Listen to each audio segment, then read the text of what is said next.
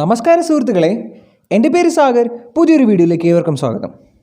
അപ്പോൾ നമ്മൾ പഠിച്ചുകൊണ്ടിരിക്കുന്നത് കസ്റ്റംസിലെ വാല്യുവേഷൻ ആയിരുന്നു അല്ലേ. വാല്യുവേഷൻ്റെ കുറച്ച് ടോപ്പിക്കുകളൊക്കെ നമ്മൾ പഠിച്ചു. എന്നിട്ട് കുറച്ച് ബാക്കിയും കൂടെ പഠിക്കാനുണ്ട്. നമ്മൾ വാല്യുവേഷൻ എന്ന് പറയുന്ന ഈ ചാപ്റ്റർ ഇന്ന് ക്ലോസ് ചെയ്യും. ഈ വീഡിയോയിൽ നമ്മൾ വാല്യുവേഷൻ ക്ലോസ് ചെയ്യും.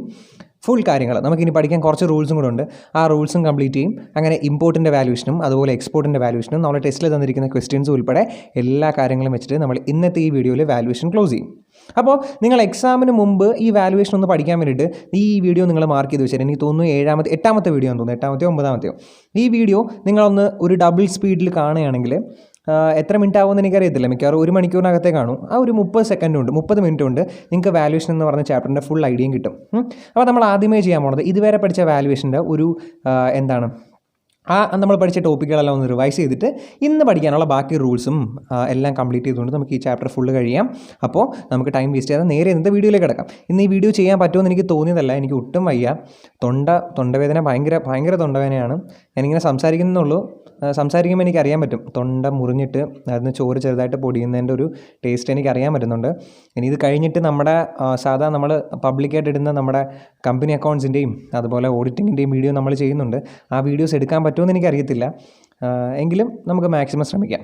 അപ്പോൾ നിങ്ങളെല്ലാവരും മോട്ടിവേറ്റഡ് ഇരിക്കുക. ഞാൻ ഇത്ര എഫേർട്ട് ഇടുന്നതാണ്. അപ്പോൾ നിങ്ങളുടെ ഭാഗത്തുനിന്ന് ഒരു എഫേർട്ട് ഇടുക. ജസ്റ്റ് ഈ കാര്യങ്ങൾ പഠിക്കുക. നിങ്ങൾക്ക് തോന്നുന്ന കാര്യങ്ങൾ എന്തായാലും കമൻറ്റ് ചെയ്യുക. ഇഷ്ടപ്പെട്ടെങ്കിൽ ഇഷ്ടപ്പെട്ടെന്നോ ഇഷ്ടപ്പെട്ടില്ലെങ്കിൽ അങ്ങനെയാണോ കുഴപ്പമൊന്നുമില്ല. നമുക്ക് സിമ്പിളായിട്ട് പഠിക്കാം. ഓക്കെ അല്ലേടാ. അപ്പോൾ നമ്മൾ ആദ്യമേ പഠിച്ചത് എന്താണ്?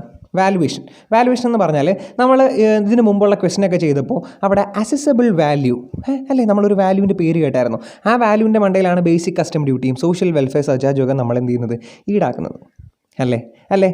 അപ്പോൾ നമ്മൾ ഈ വാല്യുവേഷൻ പഠിച്ചപ്പോൾ വാല്യുവേഷൻ്റെ സെക്ഷൻ എന്ന് പറഞ്ഞാൽ സെക്ഷൻ 14 ആണെന്ന് പറഞ്ഞു. വാല്യുവേഷൻ്റെ സെക്ഷൻ എന്ന് പറഞ്ഞാൽ സെക്ഷൻ 14 ആണ്. അതിൽ ഒന്നാമത്തെ സബ്സെക്ഷൻ അതായത് 14 സബ്സെക്ഷൻ 1 പറയുന്നത് ട്രാൻസാക്ഷൻ വാല്യൂ തന്നെയാണ് എന്തെന്ന് പറയുന്നത് നമ്മുടെ അസസബിൾ വാല്യൂ ആയിട്ട് നമുക്ക് എടുക്കാം. ഓർമ്മയില്ലേ, നിങ്ങൾ ആദ്യമേ വരച്ച ചാർട്ട് ഇതായി പോയി കാണാൻ പറ്റുന്നില്ലേ? അതായത് 14 സബ്സെക്ഷൻ 1 പറയുന്നത് എന്താണ്? ട്രാൻസാക്ഷൻ വാല്യൂ തന്നെ നമുക്ക് എന്താ അസസബിൾ വാല്യൂ ആയിട്ട് ട്രീറ്റ് ചെയ്യാം. പക്ഷേ കുറച്ച് കണ്ടീഷൻസും കാര്യങ്ങളൊക്കെ ഉണ്ട് അല്ലേ. രണ്ടാമത്തെ എന്ന് പറഞ്ഞാൽ ടാരിഫ് വാല്യൂ, അതായത് നമ്മുടെ പെട്രോളിൻ്റെയും ക്രൂഡ് ഓയിലിൻ്റെയും ഇങ്ങനെ കുറച്ച് സാധനങ്ങളുണ്ട്. ഒരു 15 മുതൽ 17 പ്രൊഡക്റ്റ് ഉണ്ട്. അതിന് പ്രത്യേകം റേറ്റും കാര്യങ്ങളൊക്കെ അവർ പറഞ്ഞിട്ടുണ്ട്. ആ റേറ്റിന് തന്നെ അവർ എടുത്തിരിക്കണം. ഓക്കെ അല്ലേ, പ്രശ്നമില്ല. അപ്പോൾ നമ്മൾ പഠിച്ചു അതിന് കുറേ കണ്ടീഷൻസും കാര്യങ്ങളൊക്കെ ഉണ്ട്, കുറേ റൂൾസൊക്കെ ഉണ്ട്. ഏറ്റവും ഇമ്പോർട്ടൻ്റ് ആയിട്ട് പറയുകയാണെങ്കിൽ നമ്മുടെ റൂൾ 3 ഓർമ്മയുണ്ടോ? അതായത് ഒരു സാധനത്തിൻ്റെ ട്രാൻസാക്ഷൻ വാല്യൂ നമുക്ക് എന്ത് ചെയ്യാം, അസസബിൾ വാല്യൂ ആയിട്ട് എടുക്കാം. പക്ഷേ അപ്പോൾ നമ്മൾ കുറച്ച് കണ്ടീഷൻസ് സാറ്റിസ്ഫൈ ചെയ്യണം. ഒരു 4 കണ്ടീഷൻ ഇമ്പോർട്ടൻ്റ് ആണ്. എന്താണെന്ന് ഓർമ്മയുണ്ടോ? സിമ്പിളായിട്ട് പറയുകയാണെങ്കിൽ നമ്മുടെ ബയറും സെല്ലറും റിലേറ്റഡ് പേഴ്സൺ ആവാൻ പാടില്ല. പ്രൈസ് സോൾ കൺസിഡറേഷനും ആയിരിക്കണം. ഇതാണ് 2 പോയിന്റ് എന്ന് പറയുന്നത്. പക്ഷേ ഈ 4 പോയിന്റ് നമ്മൾ വ്യക്തമായിട്ട് പഠിക്കണം. ഈ 4 പോയിന്റ് എക്സാമിന് ചോദിച്ചിട്ടുണ്ട്, തിയറി ക്വസ്റ്റ്യൻസ് ആയിട്ട് ചോദിച്ചിട്ടുണ്ട്. അപ്പോൾ നമ്മൾ നോക്കുമ്പോൾ റിലേറ്റഡ് പേഴ്സൺ ആവാൻ പാടില്ല, സോൾ കൺസിഡറേഷൻ, ആ 2 പോയിന്റ് എഴുതും. അത് കഴിഞ്ഞിട്ടുള്ള 2 പോയിന്റ് നമുക്ക് എഴുതാൻ പാടാണ്. അപ്പോൾ ഈ പോയിന്റ് നിങ്ങൾ അതുപോലെ പഠിക്കണം. എന്താണെന്നറിയാമോ? സെല്ലർക്ക് ഒരിക്കലും ഇമ്പോർട്ടഡ് ഗുഡ്സിൻ്റെ മേലെ ഒരു കൺട്രോൾ വരാൻ പാടില്ല. അതിൻ്റെ അർത്ഥം റിലേറ്റഡ് പേഴ്സൺ ആവാൻ പാടില്ലെന്ന് മനസ്സിലായില്ലേ? നമുക്ക് എന്തെങ്കിലും നമ്മൾ അയക്കുന്ന ഗുഡ്സിൻ്റെ മേൽ കൺട്രോൾ ഉണ്ടെങ്കിൽ ആ ഗുഡ്സ് ആരാണോ റിസീവ് ചെയ്യുന്നത് അയാൾ നമ്മുടെ റിലേറ്റഡ് പേഴ്സൺ ആയിരിക്കണം. അല്ലെങ്കിൽ നമുക്ക് സൗഹൃദമുള്ള ആളോ നമ്മളുമായിട്ട് ബന്ധപ്പെടുന്ന ഏതെങ്കിലും ഒരാളായിരിക്കണം. അപ്പോൾ ഒന്നാമത്തെ പോയിന്റ് അതാണ്, ഗുഡ്സിൻ്റെ മേൽ സെല്ലർക്ക് എന്ത് ചെയ്യാൻ പാടില്ല, ഒരു കൺട്രോൾ ഉണ്ടാവാൻ പാടില്ല. പ്രൈസ് സോൾ കൺസിഡറേഷൻ ആയിരിക്കണം. മൂന്നാമത്തെ എന്ന് പറഞ്ഞാൽ എന്താണ്, നമ്മുടെ എക്സ്പോർട്ടർ നമ്മൾ ഇതിൻ്റെ സെയിൽ പ്രൊസീഡ് തമ്മിൽ എക്സ്പോർട്ടർ ഇമ്പോർട്ടർ തമ്മിൽ ഷെയർ ചെയ്യാൻ പാടില്ല. അതായത് ഈ ഗുഡ്സ് വിറ്റ് കിട്ടുന്ന പൈസ ഇല്ലേ, അത് എക്സ്പോർട്ടർ ഇമ്പോർട്ടറും തമ്മിൽ ഷെയർ ചെയ്യാൻ പാടില്ല. ഒരു മ്യൂച്വൽ എഗ്രിമെൻറ്റ് വെച്ചിട്ട് ഇവർ തമ്മിൽ 50% എന്ന് പറഞ്ഞ് അവർ ഷെയർ ചെയ്തെടുക്കുകയാണെങ്കിൽ അതിൻ്റെ അർത്ഥം കള്ളത്തരമുണ്ട്. അങ്ങനെയാണെങ്കിൽ നമ്മളിത് സമ്മതിക്കില്ല. അടുത്തെന്ന് പറയുന്നത് ഇവർ റിലേറ്റഡ് പേഴ്സൺ ആവാൻ പാടില്ല. ഓക്കെ അല്ലേ? അപ്പോൾ ഈ 4 കണ്ടീഷൻസ് ആണെങ്കിൽ നമുക്ക് എന്ത് ചെയ്യാൻ പറ്റും, ഈ റൂൾ 3 പ്രകാരം ട്രാൻസാക്ഷൻ വാല്യൂ തന്നെ നമുക്ക് അസസബിൾ വാല്യൂ ട്രീറ്റ് ചെയ്യാം. പക്ഷേ ഇതിനെ നമ്മൾ റീഡ് അലോങ് വിത്ത് റൂൾ 10 ചേർത്ത് വായിക്കുക. പക്ഷേ റൂൾ 12 ഇതിനകത്ത് വരില്ല. സബ്ജക്റ്റ് ടു റൂൾ 12 ആണെന്നൊക്കെ നമ്മൾ പഠിച്ചു അല്ലേ. അപ്പോൾ റൂൾ 10 പറയുന്നത് എന്താണ്? റൂൾ 10 കുറേ എക്സ്പെൻസുകൾ പറഞ്ഞിട്ടുണ്ട്. ഈ എക്സ്പെൻസുകളെല്ലാം നമ്മൾ ഇതിനകത്ത് ട്രീറ്റ് ചെയ്യണമെന്ന് കുറേ എക്സ്പെൻസുകൾ പറഞ്ഞിട്ടുണ്ട്. ആ എക്സ്പെൻസുകളെല്ലാം ഇതിനകത്ത് ട്രീറ്റ് ചെയ്യണമെന്നാണ് പറഞ്ഞിരിക്കുന്നത്. അത് നമ്മളിതാ ഇവിടെ ഒരു ഫോർമാറ്റ് പോലെ എഴുതി വെച്ചിട്ടുണ്ട്, കാണാൻ പറ്റുന്നില്ലേ? ഓക്കെ, ഒരു ഫോർമാറ്റ് പോലെ എഴുതി വെച്ചിട്ടുണ്ട്. നമുക്ക് ആ ഫോർമാറ്റ് എന്താണെന്ന് നോക്കാം. ഇത് പഠിച്ചു കഴിഞ്ഞാൽ ഓൾമോസ്റ്റ് ഒരു 50% ഈ ചാപ്റ്ററിൻ്റെ കഴിഞ്ഞു.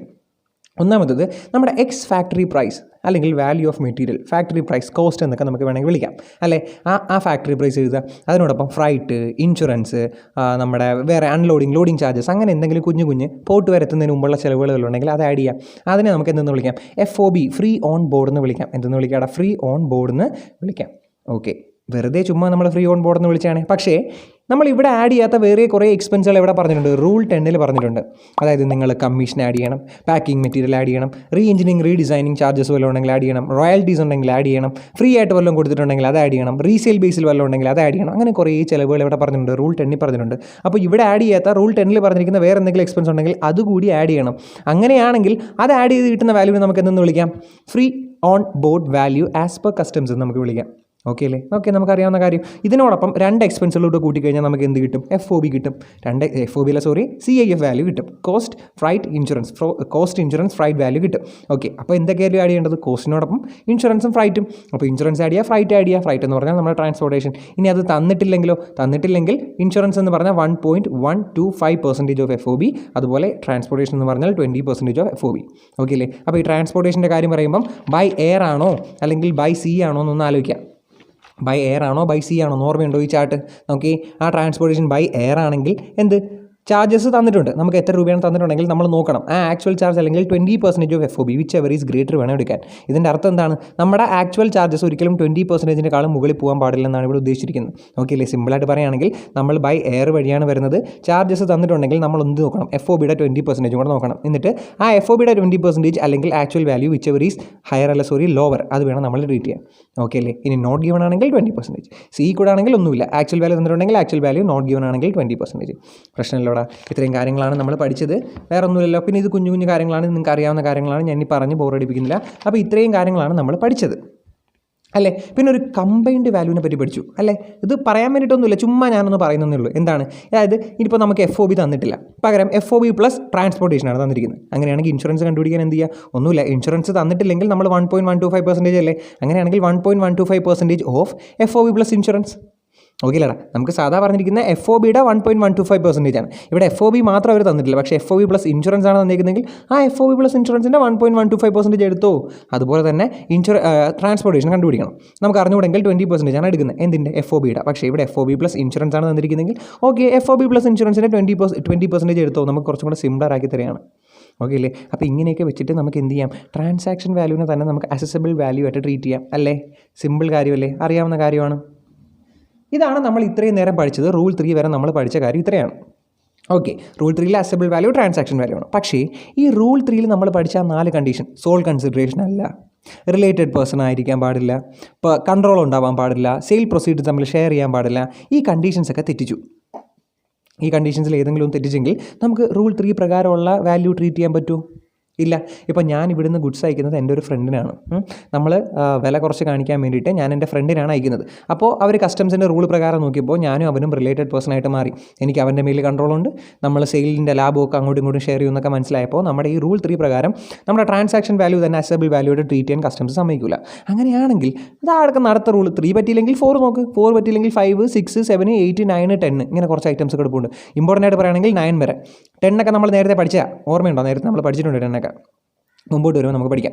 ഓക്കെ, അപ്പോൾ ഇവിടെ കുറച്ച് റൂൾസ് കിടപ്പുണ്ട്. റൂൾ 10 നമ്മൾ നേരത്തെ പഠിച്ചാൽ എന്തൊക്കെ ആഡ് ചെയ്യണമെന്നൊക്കെ പറഞ്ഞു. അപ്പോൾ 10, 11, 12 ഒക്കെ ഉണ്ട്, അതൊന്നും പ്രശ്നമില്ല. അപ്പോൾ നമുക്ക് ഈ റൂൾ 3 പറ്റിയില്ലെങ്കിൽ റൂൾ 4 നോക്കുക, 5 നോക്കുക, 6 നോക്കുക, 7, 8, 9 നോക്കുക. ഈ 9 വരെ ആകുമ്പോൾ നമുക്ക് എന്തായാലും എൻ്റെ വാല്യൂ കിട്ടും. മനസ്സിലായില്ലേ? ഇനി ഇതൊരു സീക്വൻഷ്യൽ ഓർഡറാണ്. അതായത് റൂൾ 3 പറ്റിയില്ലെങ്കിൽ റൂൾ 4 നോക്കുക, 4 പറ്റിയില്ലെങ്കിൽ മാത്രം 5 നോക്കുക, അങ്ങനെ 3ഉം 4ഉം 5ഉം പറ്റിയില്ലെങ്കിൽ മാത്രം 6 നോക്കുക, പിന്നെ 7, 8, 9 നോക്കുക. ഓക്കെ അല്ലേ? അപ്പോൾ ഈ ഓരോ റൂൾസും എന്തിനാ ഈ ഓരോ റൂൾസ് കൊടുത്തിരിക്കുന്നത്? അപ്പോൾ അതിന് എന്തെങ്കിലും പ്രത്യേകതകൾ കാണും. നമുക്ക് അതെന്താണെന്ന് ജസ്റ്റ് ആദ്യം ഒന്ന് ഐഡൻറ്റിഫൈ ചെയ്യാം. ഒന്നാമതെന്ന് പറഞ്ഞത് ഐഡൻറ്റിക്കൽ ഗുഡ്സ്. എന്താണ്? ഐഡൻറ്റിക്കൽ ഗുഡ്സ് ആണ്. അതായത് നമ്മുടെ ഗുഡ്സ് ഐഡൻറ്റിക്കലാണ്. മനസ്സിലായില്ല അല്ലേ? അതായത് നമുക്കിപ്പോൾ നേരത്തെ റൂൾ 3 പ്രകാരം നമുക്ക് അസസബിൾ വാല്യൂ കണ്ടുപിടിക്കാൻ പറ്റിയില്ല. റൂൾ 3 പ്രകാരം നമുക്ക് അസസബിൾ വാല്യൂ കണ്ടുപിടിക്കാൻ പറ്റില്ല. അപ്പോൾ നമ്മൾ നോക്കും ഇതുപോലെ തന്നെയുള്ള വേറെ വല്ല ഗുഡ്സും ഉണ്ടോ. അതായത് സിമ്പിളായിട്ട് പറയുകയാണെങ്കിൽ നമ്മൾ ഒരു ബൈക്കാണ് ഇങ്ങോട്ട് കയറ്റി വയ്ക്കുന്നത്. ഒരു ബൈക്കാണ് നമ്മുടെ ഇന്ത്യയിലേക്ക് എന്ത് ചെയ്യുന്നത്? ഇമ്പോർട്ട് ചെയ്യുന്നത്. അപ്പോൾ ആ ബൈക്കിൻ്റെ പ്രൈസാണ് നമുക്ക് അറിഞ്ഞുകൂടാത്തത്.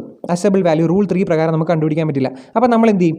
അതേ കമ്പനി തന്നെ ഇന്ത്യയിലേക്ക് മറ്റേതെങ്കിലും ഒരാൾക്ക് കയറ്റി വെച്ചിട്ടുള്ള ബൈക്ക് ഉണ്ടോ എന്ന് നോക്കും. അതേ കമ്പനി, അതേ മാനുഫാക്ചർ ഇന്ത്യയിലേക്ക് വേറെ ഏതെങ്കിലും അതേപോലുള്ള ഒരു ബൈക്ക്, വേറൊരു ബൈക്ക് നമ്മളിപ്പോൾ ഇങ്ങോട്ട് അയക്കുന്ന ചുമന്ന ബൈക്കാണ്, റെഡ് കളറാണ്. അവർ വേറെ ഏതെങ്കിലും ബ്ലാക്ക് കളറോ ബ്ലൂ കളറോ അതേ സ്പെസിഫിക്കേഷൻസ് ഉള്ള അതേ ഒരു ബൈക്ക് ഇന്ത്യയിലേക്ക് വേറെ ഏതെങ്കിലും ഒരാൾക്ക് കയറ്റി വെച്ചിട്ടുണ്ടോ എന്ന് നോക്കും. ഉണ്ടെങ്കിൽ അത് ഐഡൻറ്റിക്കൽ ഗുഡ്സ് ആണ്. ആ ഐഡൻറ്റിക്കൽ ഗുഡ്സിന് അന്ന് ഏത് വാല്യൂ ആണോ ട്രീറ്റ് ചെയ്ത് ആ വാല്യൂ എടുത്തോളാനാണ് റൂൾ 4 പറയുന്നത്. മനസ്സിലായോ? ഇപ്പോൾ നേരത്തെ പറഞ്ഞ നമ്മൾ എക്സാമ്പിൾ ആണെങ്കിൽ ഞാൻ പുറത്തൊരു രാജ്യത്ത് നിന്ന് എൻ്റെ ഒരു ഫ്രണ്ടിന്, ഇന്ത്യയിലുള്ളൊരു ഫ്രണ്ടിനാണ് ആ സാധനം കൊടുക്കുന്നത്. അപ്പോൾ നമ്മൾ റിലേറ്റഡ് പേഴ്സൺ ആണെന്ന് മനസ്സിലായപ്പോൾ റൂൾ 3 പ്രകാരം പറ്റില്ല.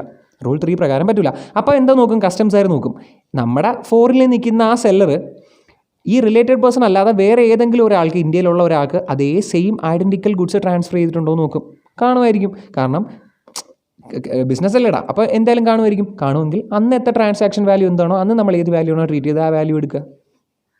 അതാണ് റൂൾ 4 പറയുന്നത്. റൂൾ 5 പറയുന്നത് എങ്ങനെയാണെന്ന് അറിയാമോ? ഒരു ഐഡൻറ്റിക്കൽ ഗുഡ്സും ഇല്ല, ഐഡൻറ്റിക്കൽ ഗുഡ്സും ഇല്ല. ഇപ്പോൾ സപ്പോസ് എക്സാമ്പിളിന് നമ്മൾ പറയുകയാണെങ്കിൽ സ്മാർട്ട് ഫോണാണ് അയക്കുന്നത്. എന്താ അയക്കുന്നത്? Smart phone. ഓക്കെ, നമ്മൾ റെഡ്മിയുടെ ഒരു സ്മാർട്ട് ഫോൺ, ഒരു അടിപൊളി നല്ലൊരു സ്മാർട്ട് ഫോൺ അയക്കുന്നത്. ആ റെഡ്മിയുടെ സ്മാർട്ട് ഫോൺ അതിൻ്റെ ഐഡൻറ്റിക്കൽ ഗുഡ്സ് ഇല്ല. നമ്മൾ ഇന്ത്യയിൽ അതേപോലെ പ്രോഡക്റ്റ് ഇതുവരെ കയറ്റി അയച്ചിട്ടില്ല. അപ്പോൾ നമ്മൾ എന്ത് നോക്കും? റെഡ്മി വിട്ടു, വേറൊരു കമ്പനി നോക്കും, ഇപ്പോൾ സാംസങ്. അപ്പോൾ റെഡ്മിയുടെ തന്നെ അതേ സ്പെസിഫിക്കേഷൻസും അതേ പ്രൈസ് റേഞ്ചും അതേ കാര്യങ്ങളും ഉള്ള സാംസങ്ങിൻ്റെ ഫോൺ കയറ്റി വെച്ചിട്ടുണ്ടോ നോക്കും. ഉണ്ട്. അങ്ങനെയാണെങ്കിൽ അതേപോലുള്ളൊരു സാധനമല്ലേ, അങ്ങനെയാണെങ്കിൽ അതിൻ്റെ പ്രൈസ് ഇതിനെടുത്തോ. മനസ്സിലായോ? നമ്മൾ നേരത്തെ പറഞ്ഞ ബൈക്കിന് എക്സാമ്പിൾ ആണെങ്കിൽ നമ്മളിപ്പോൾ BMW ബൈക്കാണ് കയറ്റിയിരിക്കുന്നത്. അതേ സ്പെസിഫിക്കേഷൻസ് ഉള്ള അതേ കാര്യങ്ങളും അതേ ഫീച്ചേഴ്സും കാര്യങ്ങളൊക്കെ ഉള്ള അതേ പ്രൈസ് റേഞ്ചിലൊക്കെ വരുന്ന നമ്മുടെ ഇപ്പോൾ യമഹയുടെ ഒരു ബൈക്ക് നോക്കും. ഓക്കെ അല്ലേ? അപ്പം സെയിം സ്പെസിഫിക്കേഷൻസ് ആണ്, സെയിം കാര്യങ്ങളൊക്കെ ആണെങ്കിൽ അതിൻ്റെ പ്രൈസ് എടുത്തോ. അതാണ് സിമിലർ ഗുഡ്സ്, അതുപോലെയുള്ള ഗുഡ്സ്. ഐഡൻറ്റിക്കൽ എന്ന് പറഞ്ഞാൽ സെയിം അതുപോലെ ആയിരിക്കും, ചിലപ്പോൾ കളറിനോ എന്തെങ്കിലും ചെറിയ വ്യത്യാസം കാണത്തേ ഉള്ളൂ. സിമിലർ ഗുഡ്സ് എന്ന് പറഞ്ഞാൽ അതേ ഗുഡ്സ് ആയിരിക്കില്ല, പക്ഷേ സെയിം സ്പെസിഫിക്കേഷൻസും സെയിം ഫീച്ചേഴ്സും സെയിം യൂട്ടിലിറ്റി ഉള്ള വേറെ പ്രോഡക്റ്റ്, അതിൻ്റെ വില നോക്കും. ഓക്കെ അല്ലേ? അപ്പോൾ 4 നോക്കി നടന്നില്ല, 5 നോക്കി നടന്നില്ല, സിമിലറും അല്ല ഐഡൻറ്റിക്കലും അല്ല. ഓക്കെ, അങ്ങനെയാണെങ്കിൽ 6ാമത്തെ റൂള് നോക്കും. 6ാമത്തെ റൂള് ചെന്നു. നമ്മൾ 3 ചെന്ന് നടന്നില്ല, 4 ചെന്ന് നടന്നില്ല, 5 ചെന്ന് നടന്നില്ല. 6ാമത്തെ ചെന്നപ്പോൾ അവൻ പറയാണ്, 6ാമത്തെ റൂൾ പറയുന്നത് എന്നറിയാമോ? നിങ്ങൾക്ക് 3ഉം 4ഉം 5ലും നടന്നില്ലെങ്കിൽ നിങ്ങളൊരു കാര്യം ചെയ്യും, 7ലോ 8ലോ എടുത്തോ. 7 അല്ലെങ്കിൽ 8 എടുത്തോളാം. 7 അല്ലെങ്കിൽ 8 എടുത്തോളാം. ഇതാണ് ആര് പറയുന്നത്? 6 പറയുന്നത്. അപ്പോൾ 6നകത്ത് പ്രത്യേകിച്ച് വാല്യുവേഷൻ ഒന്നും പറയുന്നില്ല. 6 എന്ന് പറയുന്നത് ഒരു ഡിറ്റർമിനേഷൻ ഓഫ് വാല്യൂവിൻ്റെ ചുമ്മാ ഒരു എക്സ്പ്ലനേഷൻ തരുന്ന ഒരു ഒരു റൂളാണ്. അതായത് 3ഉം 4ഉം 5ലും പറ്റിയില്ല, അങ്ങനെയാണെങ്കിൽ നിങ്ങൾ 7 പറ്റിയില്ലെങ്കിൽ 8ലോ എടുത്തോളാം. 7ൽ പറ്റിയില്ലെങ്കിൽ 8ലോ എടുത്തോളാൻ. അപ്പോൾ എന്തിനാണ് അങ്ങനെ ഒരു റൂൾ അവിടെ തന്നിരിക്കുന്നതെന്ന് ചോദിച്ചാൽ എനിക്ക് അറിഞ്ഞുകൂടാ, ചുമ്മാ ഒരു റൂൾ തന്നിരിക്കുന്നത്. ഓക്കെ, അപ്പോൾ നമുക്ക് 7 എന്താണെന്ന് നോക്കാം. 7 എന്ന് പറയുന്നത് ഡിഡക്റ്റീവ് വാല്യൂ. 7 എന്താടാ? Deductive value. അതായത് നമുക്ക് മുമ്പോട്ട് പോകുമ്പോൾ പഠിക്കാം. 8 എന്ന് പറഞ്ഞാൽ കമ്പ്യൂട്ടീവ് വാല്യൂ, അത് കമ്പ്യൂട്ടഡ് വാല്യൂ, അത് നമുക്ക് മുമ്പോട്ട് പോകുമ്പോൾ പഠിക്കാം. ഇനി അടുത്ത 9 എന്ന് പറഞ്ഞ ഒരെണ്ണം കൂടെ ഉണ്ട്, അതാണ് റെസിഡ്യുവൽ വാല്യൂ അല്ലെങ്കിൽ ബെസ്റ്റ് ജഡ്ജ്മെൻറ്റ് അസസ്മെൻറ്റ്. നമ്മൾ എവിടെയോ പഠിച്ചിട്ടുണ്ട്, ഇൻകം ടാക്സ് ഓർമ്മയുണ്ടോ? ഇൻകം ടാക്സിൽ നമ്മൾ ബെസ്റ്റ് ജഡ്ജ്മെൻറ്റ് അസസ്മെൻറ്റ് പഠിച്ചിട്ടുണ്ട്. അതേ സെയിം സാധനം തന്നെയാണിത്. അതായത് ഒന്നും കിട്ടിയില്ലെങ്കിൽ ടാക്സ് അതോറിറ്റി ഉള്ള ആൾക്കാർ ഒരു ബെസ്റ്റ് ജഡ്ജ്മെൻറ്റ് വെച്ചിട്ട് ഇതാണ് അതിൻ്റെ വാല്യൂ എന്ന് പറയും, അതാണ് നമ്മൾ ട്രീറ്റ് ചെയ്യേണ്ടത്. ഓക്കെ അല്ലേ? അതുപോലെ ഇവിടെ ഒരു ബെസ്റ്റ് ജഡ്ജ്മെൻറ്റ് അസസ്മെൻറ്റ്. ഓക്കെ, അപ്പോൾ നമ്മൾ 4ഉം 5ഉം 6ഉം പഠിച്ചു. ഇനി 7ലും 8ലും എന്താ വരുന്നതെന്ന് പഠിക്കണം. 9ഉം എന്താണെന്ന് പഠിച്ചാൽ നമ്മുടെ ഈ പരിപാടി മൊത്തം തീർന്നു. അത് കഴിഞ്ഞ് എക്സ്പോർട്ടിൻ്റെ വാല്യൂ ഒന്നുമില്ലടാ. എക്സ്പോർട്ടിൻ്റെ വാല്യൂ നമ്മൾ നേരത്തെ പഠിച്ചതാണ്. അത് നമുക്ക് ജസ്റ്റ് ഒന്ന് വായിച്ചിട്ട് ആ പരിപാടി, ഈ ചാപ്റ്റർ നമുക്ക് ഇവിടെ വെച്ച് അവസാനിപ്പിക്കാം. ഇതിൻ്റെ ഒരു ക്വസ്റ്റ്യൻസ് ഉണ്ട്, അതും ചെയ്യാം. ഓക്കെ, ഇപ്പോൾ റൂൾ 4 ഞാനിവിടെ എഴുതി വെച്ചിട്ടുണ്ട്. റൂൾ 4 നമ്മൾ പറഞ്ഞ കാര്യമാണ്, പക്ഷേ അതിൻ്റേതായ രീതിയിൽ അതിൻ്റെ കുറച്ച് കണ്ടീഷൻസ് ഒക്കെ ഉണ്ട്, അത് ഞാനിവിടെ എഴുതി വെച്ചിട്ടുണ്ട്. നമുക്കത് പഠിക്കാം. റൂൾ 4. അപ്പോൾ എല്ലാവരും ഇൻട്രസ്റ്റിംഗ് ആയിട്ടിരിക്കുക. എനിക്ക് നല്ല തൊണ്ടവേദനയുണ്ട്, സംസാരിക്കാൻ പറ്റുന്നില്ല. നിങ്ങളെല്ലാവരും മോട്ടിവേറ്റഡ് ആയിട്ടിരിക്കുക. ഞാൻ ഇത്ര എഫേർട്ട് ഇടുന്നില്ല, അപ്പോൾ നിങ്ങളും കുറച്ച് എഫേർട്ട് ഇടുക. നന്നായിട്ട് പഠിക്കാൻ പറ്റും, നമുക്ക് സിമ്പിളായിട്ട് ജയിക്കാൻ പറ്റും. അപ്പോൾ നമുക്ക് നോക്കാം റൂൾ 4. റൂൾ 4 പറയുന്നത് transaction value of identical goods. Okay, നമ്മൾ പറഞ്ഞു ഐഡൻറ്റിക്കൽ ഗുഡ്സിൻ്റെയാണ്. Okay, the value of imported goods shall be transaction value of identical goods sold for export to India and imported at or about the same time as the goods being valued. അതായത് ഇവിടം വരെ നമുക്ക് മനസ്സിലാവും, sold to India അത് വരെ മനസ്സിലാവും. അത് കഴിഞ്ഞ് important at or about the same time as the goods being valued. അതായത് ആ ഒരു സെൻറ്റൻസ് പറയുന്നത് അറിയണം. നമ്മൾ ഇപ്പോൾ ഞാൻ പറഞ്ഞില്ലേ, നമുക്ക് അതിൻ്റെ വില കിട്ടിയില്ല, അങ്ങനെയാണെങ്കിൽ അതേ സെയിം സാധനം ഇന്ത്യയിലേക്ക് വേറെ ആർക്കെങ്കിലും സെല്ലറിന് കയറ്റി വെച്ചിട്ടുണ്ടെങ്കിൽ അതിൻ്റെ വില നോക്കാൻ അത് ഉടനെ തന്നെ ആയിരിക്കണം, ഇതേ സമയം തന്നെ ആയിരിക്കണം. അല്ല 10 കൊല്ലം മുമ്പ് അയച്ചിട്ടുണ്ടെങ്കിൽ ആ വാല്യൂ നമുക്ക് ട്രീറ്റ് ചെയ്യാൻ പറ്റില്ല. ഏകദേശം നമ്മുടെ ഈ സമയത്തോട് അടുത്ത് നിൽക്കുന്നൊരു സമയം, വാല്യൂനൊന്നും വലിയ മാറ്റം വരാത്ത സമയത്ത് തന്നെ ആയിരിക്കണമെന്നാണ് അതിൻ്റെ വാല്യൂ ബാക്കി ഈ സെൻറ്റൻസിൻ്റെ വാലായിട്ട് പറഞ്ഞിരിക്കുന്ന ഈ ഒരു വേർഡിങ്സ് പറഞ്ഞിരിക്കുന്നത്. പ്രശ്നമില്ലല്ലോ. പക്ഷേ കുറച്ച് കണ്ടീഷൻസ് സാറ്റിസ്ഫൈ ചെയ്യണം. ഒരു 4 കണ്ടീഷൻസ് ഉണ്ട്, അത് സാറ്റിസ്ഫൈ ചെയ്തിരിക്കണം. നമുക്ക് നോക്കാം ആ 4 കണ്ടീഷൻസ് എന്തൊക്കെയാണ്. Okay, identical goods can be compared with other goods of same country from which imported takes place. അതായത് നമ്മളെ ഇമ്പോർട്ട് ടേക്സ് പ്ലേസ് ചെയ്യുന്ന ഏത് കൺട്രിയാണോ ആ കൺട്രിയിൽ നിന്നും മറ്റൊരു രാജ്യത്തേക്ക് കയറ്റി വെച്ചിട്ടുള്ള അതേ ഗുഡ്സ് ആയിരിക്കണം. അതായത് സിമ്പിളായിട്ട് പറഞ്ഞാൽ ഐഡൻറ്റിക്കൽ ഗുഡ്സ് ആയിരിക്കണം. ഐഡൻറ്റിക്കൽ ഗുഡ്സ് എന്താണെന്നുള്ള കാര്യമാണ് ഇവിടെ പറഞ്ഞിരിക്കുന്നത്. Okay, identical goods can be compared with other goods. Identical goods എന്ന് പറഞ്ഞ് നമുക്ക് മറ്റു ഗുഡ്സുമായിട്ട് കമ്പയർ ചെയ്യാം. പക്ഷേ എന്തായിരിക്കണം? ഓഫ് സെയിം കൺട്രി ആയിരിക്കണം, നമ്മുടെ അതേ രാജ്യത്ത് നിന്നായിരിക്കണം. നമ്മളിപ്പോൾ അമേരിക്കയിൽ നിന്നാണ് ഇങ്ങോട്ട് കയറ്റി ചെയ്യുന്നതെങ്കിൽ നമ്മൾ ഐഡൻറ്റിക്കൽ ഗുഡ്സ് ആയിട്ട് ട്രീറ്റ് ചെയ്യേണ്ട സാധനം അമേരിക്കയിൽ നിന്നായിരിക്കണം എന്ത് ചെയ്യുന്നത്, അയക്കുന്നത്. അത് എങ്ങോട്ട് തന്നെ ആയിരിക്കണം? ഇന്ത്യയിലേക്ക് തന്നെ ആയിരിക്കണം. ഓക്കെ അല്ലേ? അല്ലാതെ നമ്മളിപ്പോൾ അമേരിക്കയിൽ നിന്നൊരു ബൈക്ക് അയക്കുന്നു, പകരം നമ്മൾ പോയിട്ട് വേറെ ഏതെങ്കിലും ഇപ്പോൾ ദുബായിൽ നിന്ന് അതേ ബൈക്ക് കയറ്റി വെച്ച് കഴിഞ്ഞാൽ എത്ര രൂപയാവും നോക്കാനൊന്നും പറ്റില്ല. അമേരിക്കയിൽ നിന്നാണ് അയക്കുന്നതെങ്കിൽ അമേരിക്കയിൽ തന്നെ അതേ ബൈക്ക് മറ്റൊരു ബയർക്ക് കൊടുക്കുകയാണെങ്കിൽ അതിന് എത്ര രൂപയായിരിക്കും നോക്കാം. മനസ്സിലായില്ലേ? Okay, these goods must be valued at a price which is produced by same manufacture. അതേ സെയിം മാനുഫാക്ചർ പ്രൊഡ്യൂസ് ചെയ്തിരിക്കണമെന്ന്. നമ്മളിപ്പോൾ പറഞ്ഞത് എന്താണ്, നമ്മുടെ BMW കാര്യമാണ്. BMW ബൈക്കാണ്. അങ്ങനെയാണെങ്കിൽ BMW തന്നെ പ്രൊഡ്യൂസ് ചെയ്തിരിക്കണമെന്നാണ് പറഞ്ഞിരിക്കുന്നത്. ഓക്കെ, അങ്ങനെ BMW തന്നെ പ്രൊഡ്യൂസ് ചെയ്ത അതേ ഒരു ബൈക്ക് നമുക്ക് കിട്ടിയില്ലെങ്കിൽ അങ്ങനെയാണെങ്കിൽ ഓക്കെ, നിങ്ങൾ വേറെ ഏതെങ്കിലും ഒരു മാനുഫാക്ചർ നോക്കിക്കോളാനാണ് പറഞ്ഞിരിക്കുന്നത്. If the price is not available, അങ്ങനെ നമുക്ക് പ്രൈസ് കിട്ടിയില്ലെങ്കിൽ the price of other manufacturer of same country is to be considered. അതേ മാനുഫാക്ചർ സെയിം കൺട്രി നമുക്ക് കൺസിഡർ ചെയ്യാൻ പറ്റും. സിമ്പിളായിട്ട് പറയുകയാണെങ്കിൽ ഒരു ചോക്ലേറ്റിൻ്റെ എക്സാമ്പിൾ നോക്കാം. ചോക്ലേറ്റ് ഇപ്പോൾ നമ്മൾ കിറ്റ്കാറ്റ് ചോക്ലേറ്റ് ആണ്. കിറ്റ്കാറ്റിൻ്റെ ചോക്ലേറ്റാണ് നമ്മളിങ്ങോട്ട് എക്സ്പോർട്ട് ചെയ്യാൻ നോക്കുന്നത്. നമുക്ക് എന്ത് ചെയ്യാൻ പറ്റുന്നില്ല, വാല്യൂ 3ൽ വെച്ച് കണ്ടുപിടിക്കാൻ പറ്റുന്നില്ല. അപ്പോൾ നമ്മൾ 4 നോക്കും. 4 നോക്കുമ്പോൾ ഐഡൻറ്റിക്കൽ ഗുഡ്സ് ആണ്. അതേ കിറ്റ്കാറ്റ് നമ്മൾ ഇതിന് മുമ്പ് ഇന്ത്യയിലോട്ട് കയറ്റി വെച്ചിട്ടുണ്ടോ നോക്കും. അതേ കിറ്റ്കാറ്റ് ഇതിന് മുമ്പ് ഇന്ത്യയിലേക്ക് നമ്മൾ കയറ്റി അയച്ചിട്ടില്ല, അപ്പോൾ അതും പറ്റില്ല. അതേ മാനുഫാക്ചറുടെ കാര്യം ഈ കണ്ടീഷൻ നോക്കിയിട്ട് പറ്റില്ല. അപ്പോൾ നമ്മൾ എന്ത് ചെയ്യും, കിറ്റ്കാറ്റ് മാറ്റി കിറ്റ്കാറ്റ് പോലിരിക്കുന്ന കിറ്റ്കാറ്റ് അതേ യൂട്ടിലിറ്റി ഉള്ള അടുത്തൊരു ചോക്ലേറ്റ് സ്നിക്കേഴ്സ് നമ്മൾ നോക്കി. ഓക്കെ അല്ലേ? അങ്ങനെയാണെങ്കിൽ സെയിം ക്വാണ്ടിറ്റി സെയിം ഗുഡ്സ് വേറെ ഏതെങ്കിലും ഒരു മാനുഫാക്ചർ ചെയ്യുന്നുണ്ടെങ്കിൽ അത് നോക്കുക. ഓക്കെ അല്ലേടാ, സിമ്പിൾ കാര്യം. ഓക്കെ, അടുത്ത ലാസ്റ്റ് പോയിന്റ് നോക്കി. ഇഫ് മോർ ദാൻ 1 വാല്യൂസ് നമുക്ക് ഒന്നിൽ കൂടുതൽ വാല്യൂ കണ്ടുപിടിക്കാൻ പറ്റി, ഒന്നിൽ കൂടുതൽ വാല്യൂ കണ്ടുപിടിക്കാൻ പറ്റിയെങ്കിൽ എന്ത് ചെയ്യുക, lowest of such value to be taken. ആ വാല്യൂസിൻ്റെ ഏറ്റവും ലോവസ്റ്റ് വേണം എടുക്കാനെന്ന്. മനസ്സിലായില്ലേ? അതായത് നിങ്ങൾക്ക് അടുത്ത് ഇനി വരാൻ പോണ ക്വസ്റ്റൻ ഉണ്ട്. ആ ക്വസ്റ്റൻ ചെയ്യുമ്പോൾ നിങ്ങൾക്ക് ആ കാര്യം മനസ്സിലാവും. ഓക്കെ അല്ലേടാ, പ്രശ്നമില്ല. അപ്പോൾ 4 കണ്ടീഷൻ എന്ന് പറഞ്ഞാൽ ഏതാണ്? ഒന്നെന്ന് പറഞ്ഞാൽ നമ്മുടെ ഏത് ഗുഡ്സിൽ നിന്നാണോ നമ്മൾ ആ സാധനം എക്സ്പോർട്ട് ചെയ്യുന്നത് അതേ ഗുഡ്സിൽ നിന്ന് തന്നെ ആയിരിക്കണം ഐഡൻറ്റിക്കൽ ഗുഡ്സും എക്സ്പോർട്ട് ചെയ്യേണ്ടത്. പിന്നെ അതേ മാനുഫാക്ചർ ആവാൻ ശ്രമിക്കുക. മാനുഫാക്ചറിനെ കിട്ടിയില്ലെങ്കിൽ മാത്രം അതേപോലുള്ള സെയിം ഗുഡ്സ് മാനുഫാക്ചർ ചെയ്യുന്ന അടുത്ത ആളെ നോക്കുക. ഓക്കെ, ഇനി 4ാമത്തെ കണ്ടീഷൻ എന്ന് പറയുന്നത് എന്താണ്? ഒന്നിൽ കൂടുതൽ വാല്യൂ നമുക്ക് കിട്ടിയാൽ ആ വാല്യൂസിൽ ഏറ്റവും ലോവസ്റ്റ് എടുക്കാം. ഒന്നിൽ കൂടുതൽ വാല്യൂസ് കിട്ടിയാൽ ആ വാല്യൂസിൽ ഏറ്റവും ലോവസ്റ്റ് ട്രീറ്റ് ചെയ്യാം. ഓക്കെ അല്ലേ? അങ്ങനെയാണെങ്കിൽ വർക്കൗട്ട് 2 ക്വസ്റ്റ്യൻസ് പേജ് 390 2 ക്വസ്റ്റ്യൻ പറഞ്ഞിട്ടുണ്ട്. ആ 2 ക്വസ്റ്റ്യൻ വർക്കൗട്ട് ചെയ്യാൻ. ഓക്കെ, നമുക്ക് 390 പറഞ്ഞിരിക്കുന്ന 2 ക്വസ്റ്റ്യൻസ് വർക്കൗട്ട് ചെയ്യാം. ഇതാ കിടക്കുന്ന 390 റൂൾ 4 കഴിഞ്ഞിട്ട് താഴെ 2 ക്വസ്റ്റ്യൻ കിടപ്പുണ്ട്. എക്സാമ്പിൾ 8ഉം എക്സാമ്പിൾ 9ഉം. ഓക്കെ, നമുക്ക് എക്സാമ്പിൾ 8 വായിക്കുന്നതിന് മുമ്പ് എക്സാമ്പിൾ 9 വായിക്കാം. എക്സാമ്പിൾ 9 ആണ് കുറച്ചും കൂടെ സ്റ്റാൻഡേർഡ് ആയിട്ടുള്ള ക്വസ്റ്റ്യൻ. 8 വായിച്ചു കഴിഞ്ഞാൽ നമുക്ക് കൺഫ്യൂഷൻ വീണ്ടും കൂടത്തേ ഉള്ളൂ. അപ്പോൾ നമുക്ക് എക്സാമ്പിൾ 9 വായിക്കാം. A consignment of 800 metric tons of edible oil of Malaysia origin was imported by a charitable organization in India for free distribution to below poverty line citizens in backward area under the scheme designed by Food and Agriculture organisation. അതായത് നമ്മുടെ ഇന്ത്യയിലെ food and agriculture organisation design ചെയ്ത ഒരു scheme പ്രകാരം ഇന്ത്യയിലുള്ള below poverty ലൈനിൽ ജീവിക്കുന്ന ആൾക്കാർക്ക് വേണ്ടിയിട്ട് ഫ്രീ ആയിട്ട് ഡിസ്ട്രിബ്യൂട്ട് ചെയ്യാൻ വേണ്ടിയിട്ട് നമ്മൾ എന്ത് ചെയ്യുന്നു, മലേഷ്യയിൽ നിന്ന് എഡിബിൾ ഓയിൽ എന്ത് ചെയ്യുന്നു, 800 മെട്രിക് ടൺ എഡിബിൾ ഓയിൽ നമ്മൾ ഇന്ത്യയിലേക്ക് ഇമ്പോർട്ട് ചെയ്യുന്നു. പ്രശ്നമില്ലല്ലോ, ഒന്നും കൂടെ പറഞ്ഞിടാം. അതായത് 800 മെട്രിക് ടൺ എഡിബിൾ ഓയിൽ നമ്മൾ മലേഷ്യയിൽ നിന്ന് ഒരു ചാരിറ്റബിൾ പ്രവർത്തനത്തിന് ഒരു ചാരിറ്റബിൾ ഓർഗനൈസേഷൻ എന്ത് ചെയ്യുന്നു, ഇന്ത്യയിലേക്ക് കൊണ്ടുവരുന്നു. എന്തിനു വേണ്ടിയിട്ടാണ്? ഇന്ത്യയിലെ ബിലോ പോവർട്ടി ലൈനിലുള്ള കുറേ സിറ്റിസൻസിന് ഫ്രീ ആയിട്ട് ഡിസ്ട്രിബ്യൂട്ട് ചെയ്യാൻ വേണ്ടിയിട്ട്. ഓക്കെ, എന്തിൻ്റെ അടിസ്ഥാനത്തിൽ? നമ്മുടെ ഫുഡ് ആൻഡ് അഗ്രികൾച്ചർ ഓർഗനൈസേഷൻ പറയുന്ന അവരുടെ ഒരു പ്രത്യേക സ്കീമിൻ്റെ ഒരു അടിസ്ഥാനത്തിൽ. ഓക്കെ അല്ലേടാ? അപ്പോൾ എന്ത് സംഭവിച്ചു നോക്കി. This being A special transaction, ഇതൊരു സ്പെഷ്യൽ ട്രാൻസാക്ഷൻ ആണ് അല്ലേ? സാധാരണ നമ്മളെ കൊമേഴ്ഷ്യൽ പർപ്പസിന് വേണ്ടിയിട്ടല്ല, നമ്മളൊരു ചാരിറ്റിക്ക് വേണ്ടിയിട്ടാണ് കൊടുക്കുന്നത്. അങ്ങനെയാണെങ്കിൽ a nominal price of $10 per metric ton was charged for consignment to cover freight insurance charges. അതായത് ഇതൊരു സ്പെഷ്യൽ കൺസിഡറേഷൻ, ഇതൊരു സ്പെഷ്യൽ ട്രാൻസാക്ഷനായിട്ട് ട്രീറ്റ് ചെയ്യും. ഈ ട്രാൻസാക്ഷന് ഒറിജിനലി ട്രീറ്റ് ചെയ്യേണ്ട വാല്യൂ ട്രീറ്റ് ചെയ്യുന്നതിന് പകരം വെറും $10 നമ്മൾ ട്രീറ്റ് ചെയ്തത്. എന്തിനു വേണ്ടിയിട്ട്? ഫ്രൈറ്റിനും നമ്മുടെ ഇൻഷുറൻസിനും ഒക്കെ വേണ്ടിയിട്ട് അതിനൊരു വാല്യൂ വേണ്ടേ. അതിന് വേണ്ടിയിട്ട് ചുമ്മാ ഒരു മെട്രിക് ടണ്ണിന് $10 എന്നുള്ള വാല്യൂ ആണ് ട്രീറ്റ് ചെയ്തത്. അപ്പോൾ യഥാർത്ഥ വാല്യൂ ഇതല്ല.